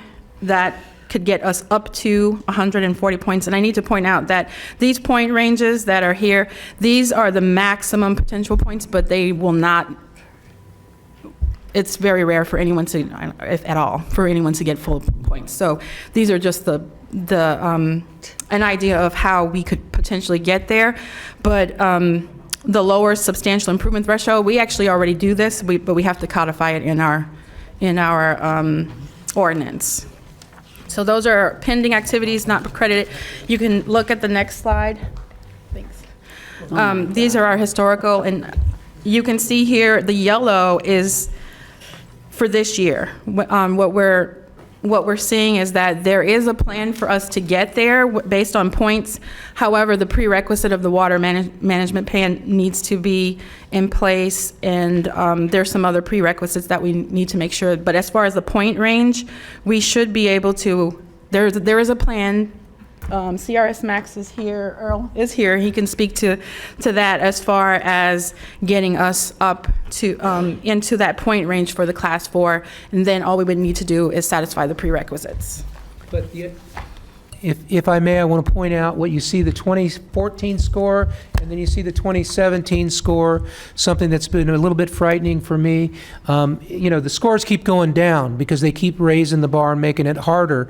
And the point is, what happens, Jackie, when a retrograde occurs? We lose that 5% insurance discount, and then every citizen in unincorporated county will receive a letter basically stating that because Palm Beach County did not maintain their CRS score, you now have to pay a higher insurance rate. Not every citizen, every insurance customer. Insurance customer. Not in my district. You don't want that letter. No. That's what they call a career ender. These are all the prerequisites on the next couple of slides for a Class 4 prerequisite. But you'll see the different activities that are there under the stormwater management plan. It's a lot. It is a very complicated program. That's why we hired a consultant to help us with it. They're helping both the building division and they're helping Mary. And it is complex. There's a lot of moving parts on it. So, we don't have a de facto expert other than Ms. Anderson.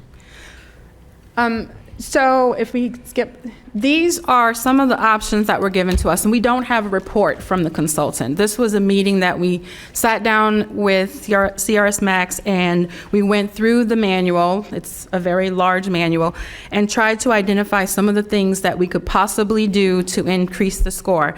Now, we already have some things that are in process to get us more comfortably into the Class 5 range, but here are some other things that, and it should be noted that a lot of these things, it's not just going to increase our score, but it's also going to increase resilience. And so we are looking to you for direction if you want to proceed with some of these things. One of them would be prohibiting fill in the special flood hazard areas. And with FEMA, that is kind of an all or nothing type of prohibition. You would have to completely prohibit all fill in the special flood hazard area in order to receive those points. I don't know that that would be doable, but it is something that we can consider. Other options would be an additional freeboard requirement on top of there's already a 1 foot freeboard in the Florida Building Code. It would be something similar to what I think it's the city of West Palm Beach. They have an additional 1 foot freeboard over that, so there's 2 feet. So that's a potential area to get points. There's some language that we can add, and I don't think that we necessarily shouldn't add it. We should just go ahead and add it because we could get points for adding some land subsidence language. And ERM is the regulatory agency for the sand dunes, but we can possibly work with them so that we can improve the language so that we can get in another 20 points as far as prohibiting vehicular and pedestrian traffic on the sand dunes. And also requiring a non-conversion agreement for non-habitable structures and enclosures such as garages, sheds. basically that non-conversion agreement would be recorded in the public records. There's 3 options there. We could do one where we would require an inspection every year, or a random inspection, or no inspection required would be 30 points for no inspection required. So those are the options that we were presenting to you as far as things that we could possibly do. But as I mentioned before, we already have some activities that are in place to get us additional points. And I think Doug probably wants to speak a little bit more to the prohibiting fill. Each of these things we're talking about will have to come back before you in Article 18, based on the direction we received from this commission. And I want to point out, I'm going to say it again, it's on this slide, insurance discounts should not be the only decision. We want to get as much discount as we can for our residents, but it's about life safety, it's about resilience. We want our people to be able to get back to work after an event. I mean, how many people will be homeless if we have a major flood event like what happened in Lee County? I mean, that's horrible. And 48% of the flooding was outside the special flood hazard area, is that correct? Or that was Harvey? That was Harvey. Yeah, Hurricane Harvey is a great textbook example. The flood zones alone didn't predict what was going on. So, that's what we're talking about. So it's about recovery time. How fast can we get people back to work, can get the economy working again? So here's an example when we start talking about prohibitions on fill. And I know it's not a popular topic, but it can be done. I mean, and that's the way things were built around here years ago. Up on stilts, like the one on the right, on the top, or the one on the top left is the one we're doing right now. Now, obviously, the old saying that dirt is cheap, it's dirt cheap, right? That's when you're bringing in dirt, that's why it's cheap. But it impacts your surrounding properties because every truckload of dirt that you bring in displaces water. And that water needs a place to go. I mean, this is the Everglades. We live in a beautiful place. Once upon a time, it was part of the Everglades. And the reality is, we've developed it, and we're building it, we're paving it. And so that water's got to go somewhere. And I don't know if Tommy wants to talk to that, but we've had some long discussions about it. But the reality is, fill is a problem for us. So if we can encourage development, we have regulations that limit the square footage that are in development. I've had discussions with Whitney and Lisa about lot coverage. That's always a big thing that we're dealing with this ULDC. I think those things will marry together here. It costs a little more to build a 2-story house, but you don't need as much fill. Commissioner Woodward. Thank you, Mayor. Just a question on using the fill that we're talking about here.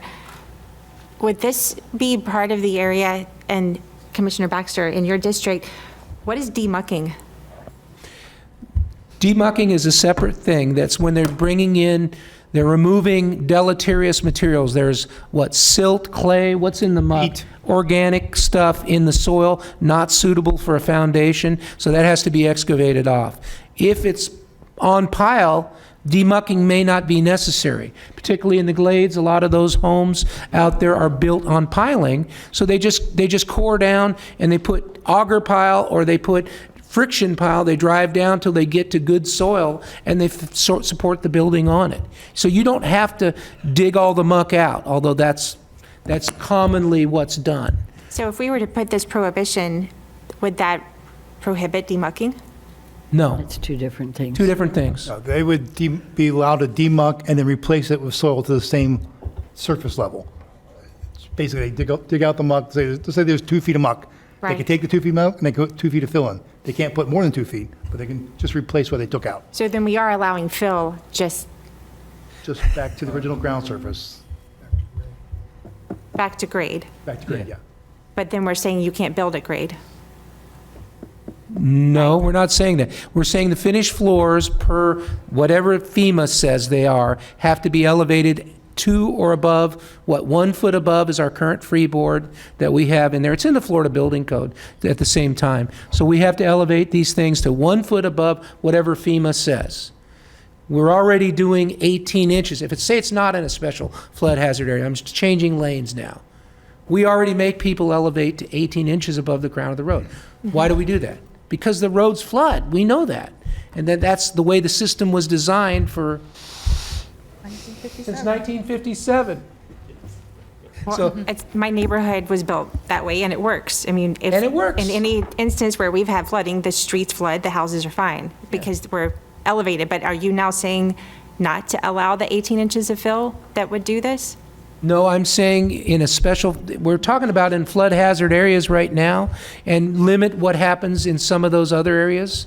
So, depending on what happens, limitations on fill. We're not presenting the limitations. We don't know what they're going to be. We're going to go back and try and craft some of that stuff. Whatever we decide has to go back into Article 18, and you have to approve it.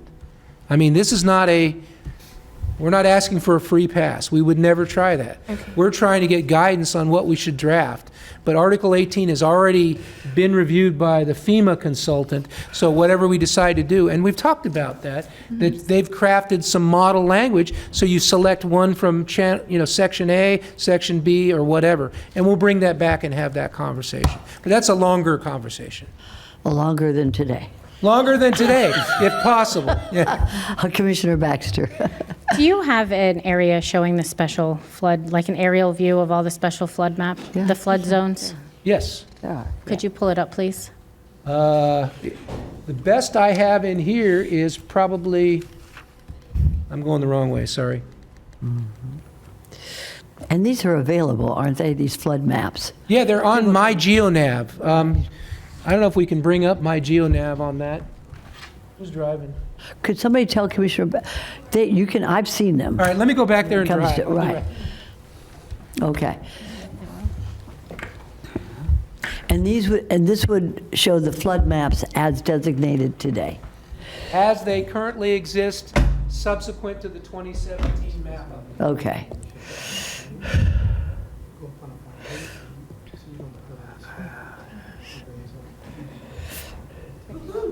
So this is my GeoNav. It's the current tool we all use. Okay. From right here. Yeah. I don't think your area has any problem. Can you hear me? Yep, fine. All right, so this is the tool. If you go to Google search, you can do My GeoNav, all one word, and right here, as we see how it's highlighted, sorry, My GeoNav, and you type in Palm Beach County, it'll take you a link to this map. You have to know how to operate this map. Again, GIS is working on a new tool that it will simplify this process. You just click the link, and you'll have a place to type in your address.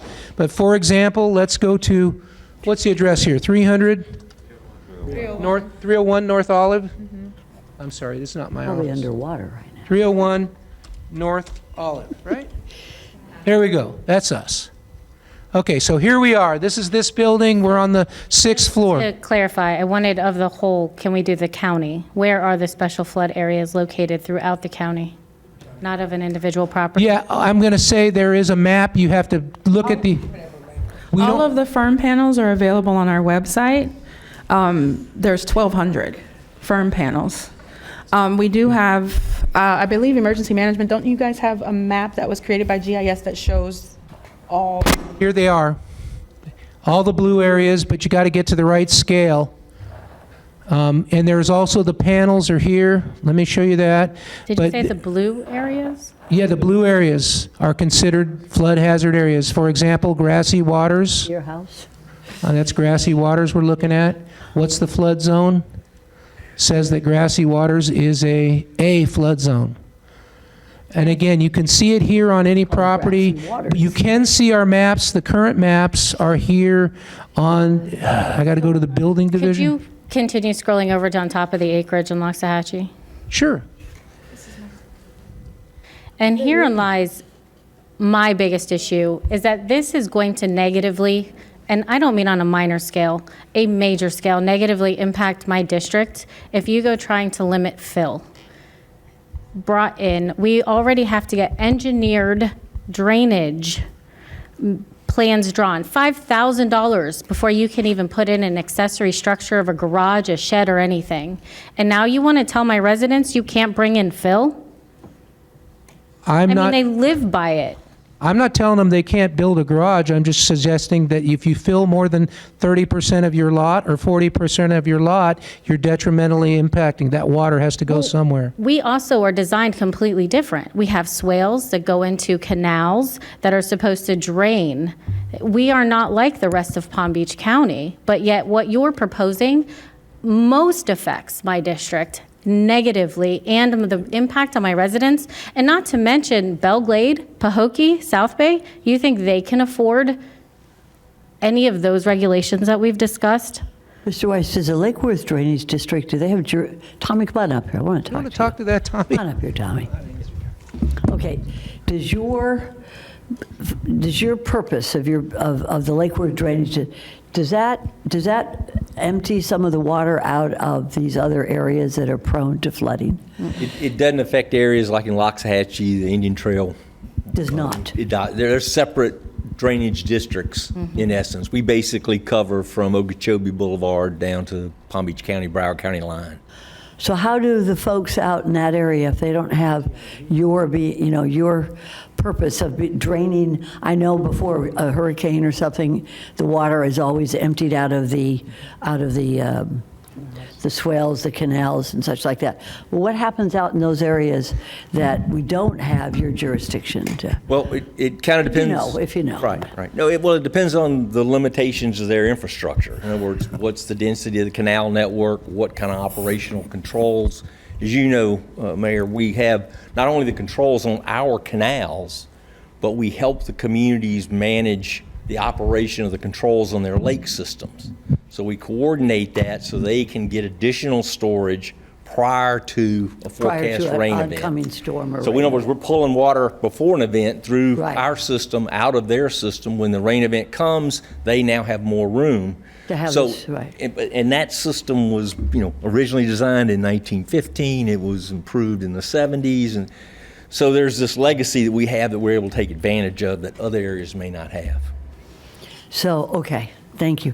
Tommy, Go ahead, Commissioner the Baxter. average drainage rate for Lake Worth Drainage District is about 1 inch a day?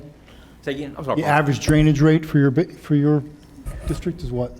Yeah, it's about 2 inches. Some areas have a little more, some areas have a little less. So for the Indian Trail Improvement District, which provides the drainage out there, their combined peak and off-peak capacity is about 1 inch a day.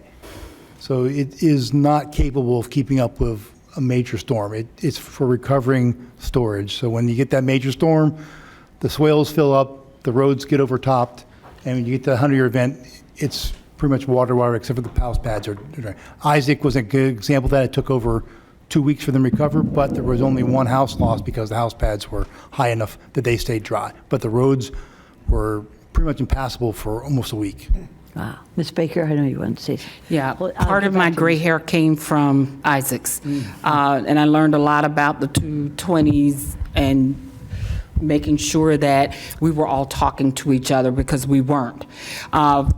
South Florida Water Management District has the say-so on all of it. But we have, like ITID, in order to dump into and to get more water out of ITID, we ended up having to work with South Florida Water Management District and the city of West Palm so that they could give them permission to dump into their particular area and then to pump it on out to sea. So it's a combination of things. So whenever there is a storm coming, I'm looking for South Florida Water Management District and I think it's the 298s to get together so that we can figure this out before the rain really hits us. And so we learned a lot with Isaacs. So ITID has a deficit, period. I mean, just a regular rain will flood them out. So those are things that we're going to need to continue to work upon as we continue to build those units in those particular areas. Okay. Commissioner Baxter, go ahead. And it was also one thing we were talking about when the cells were coming online, and we were talking about looking at putting an infrastructure to help with the drainage. You're saying 1 inch per day, but I've seen it drain much faster than 1 inch per day. I mean, I live there. I live in this special flood zone. So to your point, maybe out further, not in each resident. And if we have flooded like we did before, we only lost one house, and everything is built even higher than back then. So you're talking about life safety. Where's the benefit? I mean, we've survived out there for decades without these regulations, and now you're saying, here you go? Well, I'm not saying here we go. This is the beginning of discussion. Those pads benefit from the criteria that we had about being a foot and a half above the roads. Not disputing that. What? Yeah. I mean, so, and finding more dependable on-peak will help recover between storms to prevent you guys from getting a multiple storm flooding. So that's very important and something we should keep in mind. We need to balance the impact of those ownership in those lands with the fact that if every single lot filled out their entire lot, the existing houses, pads that are lower, are going to become their floodplain, and they could get impacted. So, and that's the challenge is the house pads on the order of 30%. That's kind of expected in development, but if it gets to be larger and larger, and people are filling their entire lot, then you're now having a lot affect other lots that are in that neighborhood. What are the other options than limiting fill brought into their yards? There are options on the foundation design. No, well, who's currently building houses on stilts? Well, they don't have to build them on stilts. Or on a, They can have stairs going into them, stem wall, put the parking underneath it. The problem is when you go beyond you're talking about a home in the acreage and Belglade and all those areas? I personally have built a number of homes in the acreage, so I'm familiar with the area, and I would tell you that I know what you're talking about. I live in the farms. It's not dissimilar there. We have similar issues in North County. There's similar issues in Homeland. I'm dealing with the guy next door. When they come in to build the new house, and it's the oldest house on the street, we get a complaint, if not weekly, to go out and deal with the drainage problems that are created by people filling. You know, they're clear cutting and they're filling lots, and if it's unregulated, that water has to go somewhere. And it's going to go into your yard, or it's going to go into the neighbor's yard. couldn't That's we what I'm do trying to protect. a master drainage plan then of sorts out there that isn't going to then limit? They were here for the first 4 hours of this meeting. Unfortunately, they were not able to stay after lunch, but the folks from, I misspoke. Jay Foy was contacted about whether he was able to be here today. Unfortunately, both he and the executive director, Burgess Hansen, I think is the executive director, they were both invited. They couldn't make it today. But Jay sent an email, and I can read the email to you, but his thing is concern about... Great suggestion. Go ahead. This is a serious subject. Yes. A serious subject. And the hour is late. Yes. And it's about as clear as mud for some of us when it comes to insurance issues, right? But it is also very important to those residents who live in areas that are flood prone with regard to building restrictions and regulations. So I'm going to ask the board if we could continue this conversation. I'd like to see those, and you know, today was a long day. We had a long morning. If we could continue to have on another day when we have those experts here, and I would also ask if any commissioner, and I know there's a number of us here, who would like to speak with you directly, so that we can understand a little bit deeper and look at these maps and figure it out, because we have to respond to our constituents as well, which is very important. That's what we do. That's our job. So I'm going to ask, and I have some lights on, I'm going to ask my board if we could continue this conversation, because you're going to need direction from us. And we're still not there yet. At least I don't think we are. So let me hear from our board members and see what we can do. Commissioner Woodward. Thank you, Mayor. I would like to go ahead and give board direction on working with FEMA to become a partner on the maps, especially for Lake Okeechobee area, because that work has been done. As far as the CRS options, that's definitely something that needs to come back, and I think we need to have a real discussion on a more in-depth and private meeting first and getting into this. I very much agree with, but I would like to go ahead and give them direction, especially for the Lake Okeechobee maps. Let me ask a question with regard to that. Would it be detrimental or at all prejudicial if we, or beneficial if we gave you direction as to that one issue? Or would you prefer that we do everything together, Mr. Rutter?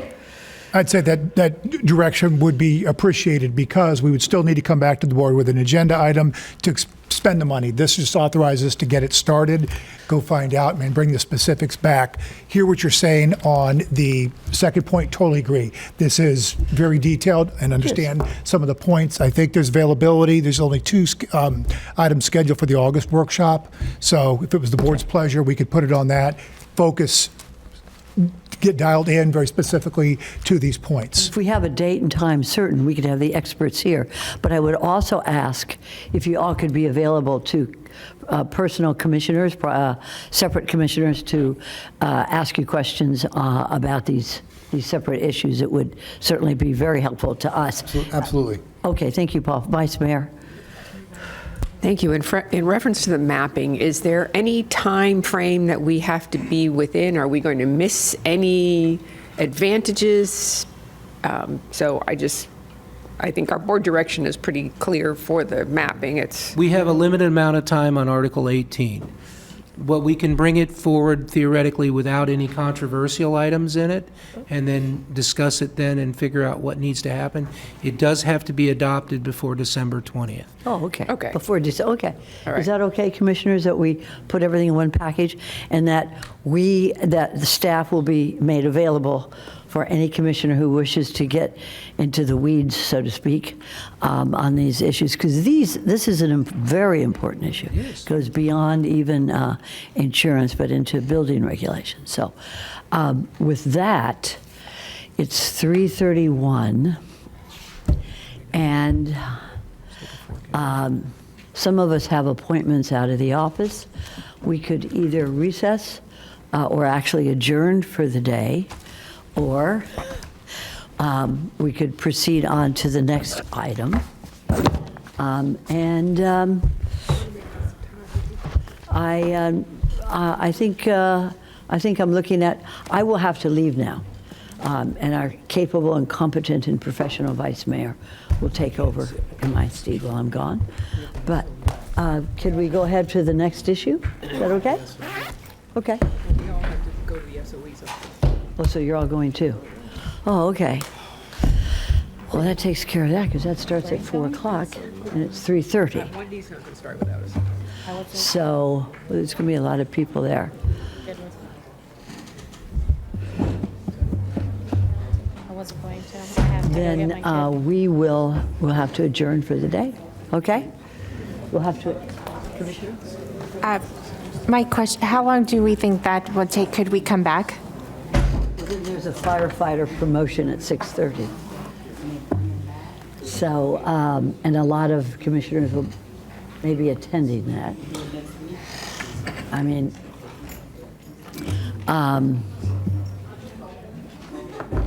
let's just, 5 minutes? We have We'll vote later, all right? Literally. Madam Mayor, if we could. Yes, sir? Mr. Von Laren is On this recognized. particular item, this is an item that we are bringing back to the BCC related to an RFP for Palm-Tran paratransit services. We have our consultant that's with us today.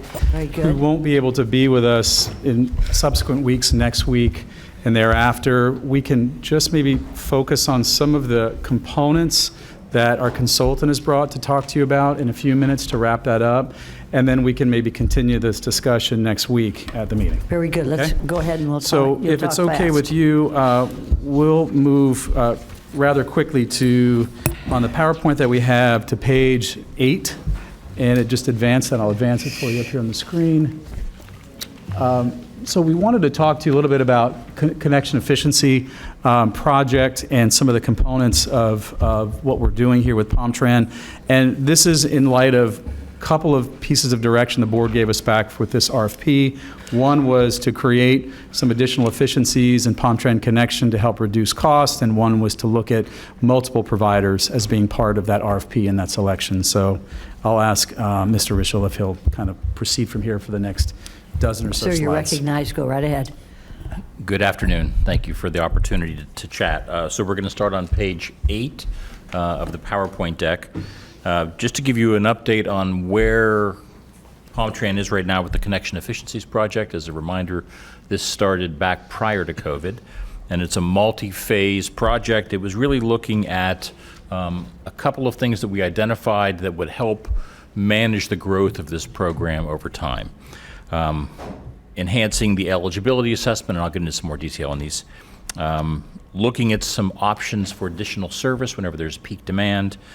And then more broadly, looking at some service options in areas where you're going beyond what you're required to do by the federal government, by the ADA regulations. So next slide. Yes. So the first thing we looked at, and this actually happened back in 2020 and has been being worked on since, was we redesigned the eligibility process. So for PalmTran Connection, as you probably remember, it's a service that's supposed to be for folks with disabilities who can't use your accessible regular bus system, the fixed route system. So it's supposed to be eligibility based on need, not based on want. The eligibility process was rather permissive. It's been redesigned and it's been quite successful. There, you can see from the graph, now that staff are working with people, educating them about what the system is, what it's for, and really doing more of a needs test, the rate of applications has gone down, and the number of people being eligible for the program is reduced because we've just discovered that people who were applying for it didn't need it. So this is something that hasn't had a big impact on demand yet, but this is something that is going to go a long way to lower your growth curve years into the future. So that was the first process, and that has been done. The second thing that we took a look at was there were some issues where demand would hit peaks and there wasn't fleet available to deliver the service. So we looked at what could we do to add capacity. And the non-ADA service alternatives on slide 10, there were two things that have been implemented as a pilot. There was a program run by a company called Userve and Lyft, which you're probably familiar with. Both of these are on-call options that were available to passengers, both passengers with disabilities and passengers without, that they could opt into using instead of riding PalmTran Connection. And the idea was that these are more flexible services, they're less expensive per trip, and would these have the impact of absorbing some of this excess demand and also reducing the cost of services. Sir, I'm going to interrupt you at this point. I'm sorry? Commissioner Weiss would like to ask a question. Yes, sir. Excuse me, did you just say for people that didn't have disabilities using No, I'm PalmTran? sorry. If I said that, I misspoke. Okay, all right, thank you. Sorry about that. That's okay. What I meant was ambulatory and folks who have mobility devices. So the people who are ambulatory who can walk, they ride the Lyft service. But what we found with this is that the pilots have both been successful. The price per trip is lower in both counts, with Userve saving about a little over $12 a trip, and with Lyft saving about $31 per trip. So these are potentially significant cost savings that the program can achieve. For the next slide, we're looking at where is PalmTran Connection in terms of costs. And these are peers that we have looked at since I've been working with you folks, which has been now about 5 or 6 years.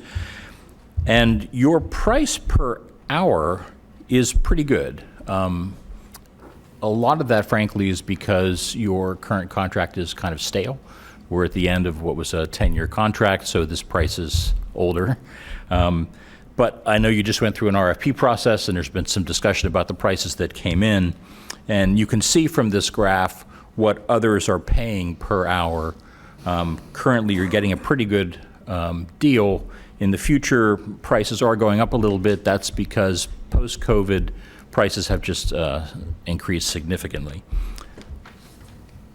With the next slide, what we wanted to emphasize here is that while we've talked a lot about in the past the TD program, the DOS program, the majority of the costs with connection efficiency, or I'm sorry, with the connection program is what we label as our ADA service. So that's the service that we're required to do under federal law. But in Palm Beach County, you folks have been very kind and generous to your residents, and you provide some services beyond that, and it's all lumped under the category of ADA. So that is the biggest portion of service. So that's what we've been looking at in terms of what could we do to manage some of those costs going forward. which leads us to our challenges and opportunities that we see with the CEP. Next slide. So when we looked at the alternative services that were piloted, the U-Serve and the Lyft services, while those were clearly a success in terms of cost per trip savings, we wanted to look to see how much can we really benefit from those going forward? How much can we scale that up as we go forward? And as we've analyzed who's using the services and who chose to use them and who didn't choose to use them, we've discovered that the fact, it's ironic, the fact that we've gotten tighter on terms of the folks with disabilities using this service, it makes it less attractive, or some of the passengers are less able to shift over to this. So the estimate is that about 15% of the eligible population using Connection can possibly move over to use these additional services. With the pilot, we're currently at about 8%, so we have the potential to double that, but it's not likely to be a huge area of additional cost improvement. So when we've looked at what to do with the other aspects of the service, there are a number of challenges we face that we've talked about before. As I mentioned, one of the things that makes this county unique is that policy decisions have been made here that are very friendly to your customers or to your residents, where you provide Connection service throughout the county. And we treat it the same everywhere.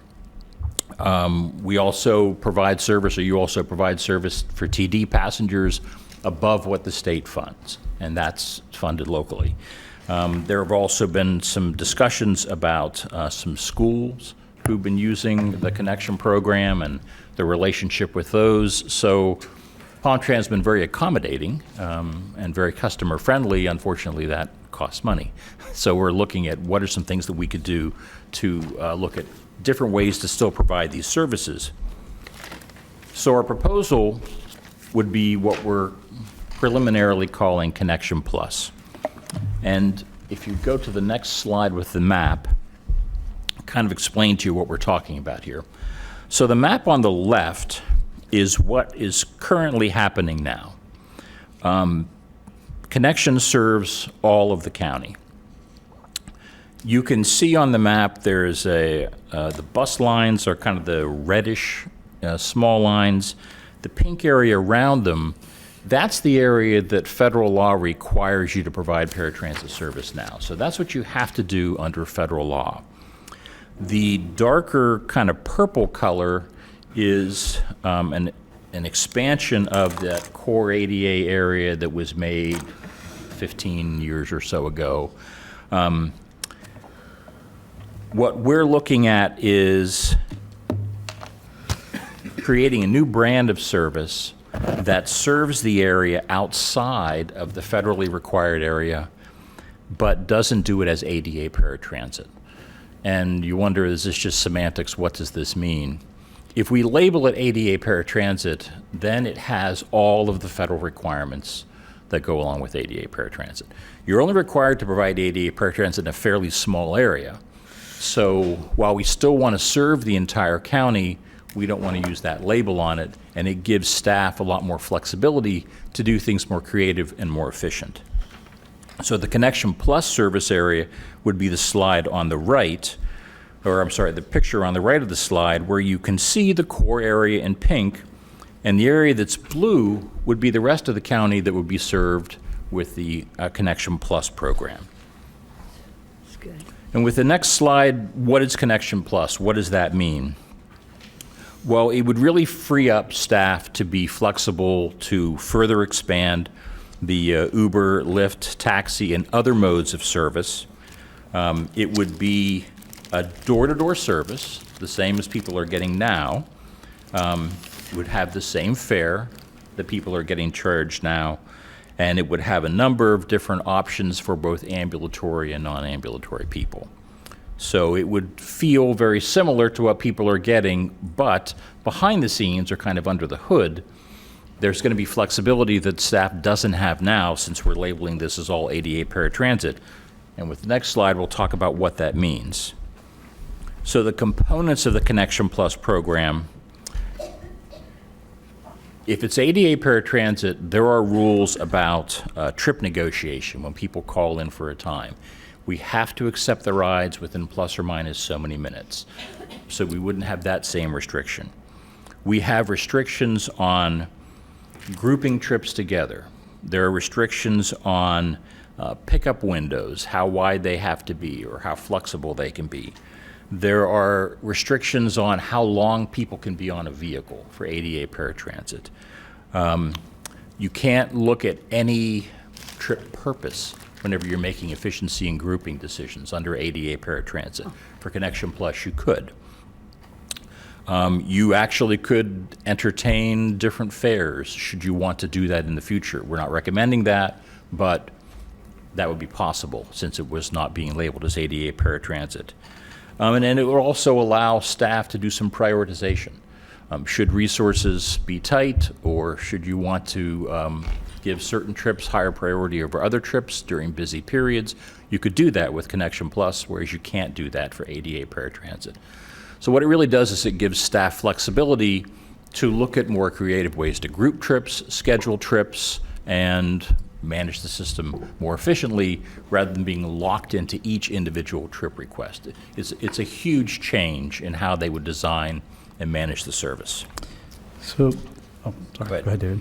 I would just say, and the goal is to be able to continue to provide service throughout the county and make sure that you're meeting your ADA requirements, which is a hard federal requirement, and then still providing some level of service to the rest of the county. So, Madam Mayor and Vice Mayor Commissioners, we won't get into some of these today. We can pause this presentation right now and come back next week to kind of dive into some of the highlights of the new additions on the RFP, if you would like to do that. But we just wanted to make sure that since David was here with us today and he's been working on some of these pieces with us, that we had an opportunity for him to present that, and then you can digest that a little bit and we can follow back up. Commissioner Woodward, you're recognized. Thank you. I just had two quick questions. One on the page 14, using the non-ADA service alternatives. Yes. If we were to look at this other option with the Connections Plus, would this remain as part of our ADA within the 3/4 of a mile, or is this something that we would just stick with our regular paratransit that we have? You could do both. Okay. This is something that we would want to expand with the Connection Plus. This is an option we'd want to make available to passengers throughout the county, where, to the extent it was possible. And you did have on here, not able. One of the reasons for not able is refused or opted out. That's is that really because- not able? That's because currently with ADA paratransit, we can't force passengers to take some different service. We can offer it to them, but we can't make them take it. Well, so I'm just wondering if the percentage would potentially be very different outside of the ADA then. If if they are allowed to refuse because of ADA, what would that percentage maybe, do you know what that percentage would look We like outside haven't worked of that out yet, but you are correct. Okay. That if the other areas were no longer designated ADA, then it would be more a Palm-Trans choice than the passenger's choice. So it could potentially expand. And you did say same fare. What is the fare for paratransit right now? $3.50. $3.50 per one way. And we would want to put that in the new area, the Connections Plus, keep that $3.50?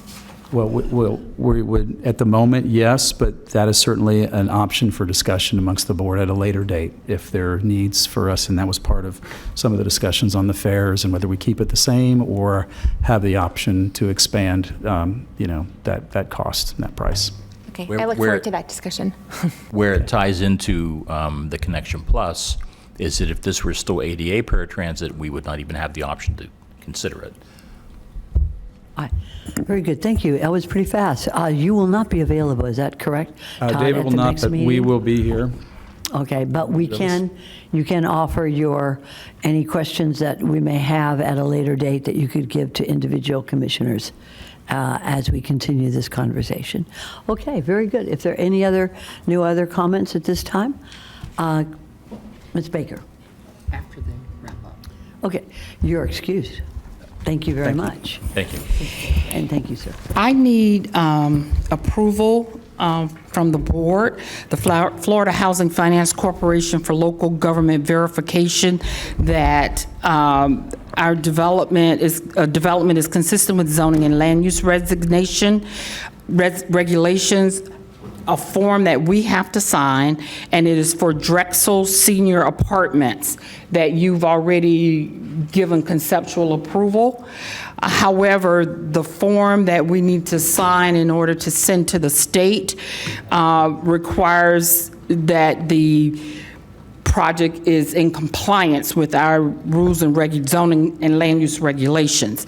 There's a couple of things that this particular development needs to provide to us before we can sign off on such form. And so what I'm asking is that the board gives me the authority, once they submit the appropriate documentation, that the administrator or my designee could sign off on that form. This will keep them in line for consideration for a 4% tax credit. And the shortcoming of it is that the application must be submitted by July 16th. Our next board meeting is the 17th. But we will not sign off on it until we get the appropriate documentation, and I have had discussions with the representative Drexel. Very good. Thank you. Commissioner Weiss? Make such a motion. Second. And we have a second by Commissioner Bernard. All those for? Anybody opposes? See that it passes unanimously, 7-0. All right, with that, Commissioner Woodward. Just one real quick. I need to appoint Rusty Lee to the EMS Advisory Board. And we don't need to have a vote on that. So, everybody stay safe. It was a long day. We are officially adjourned at this time. Thank you.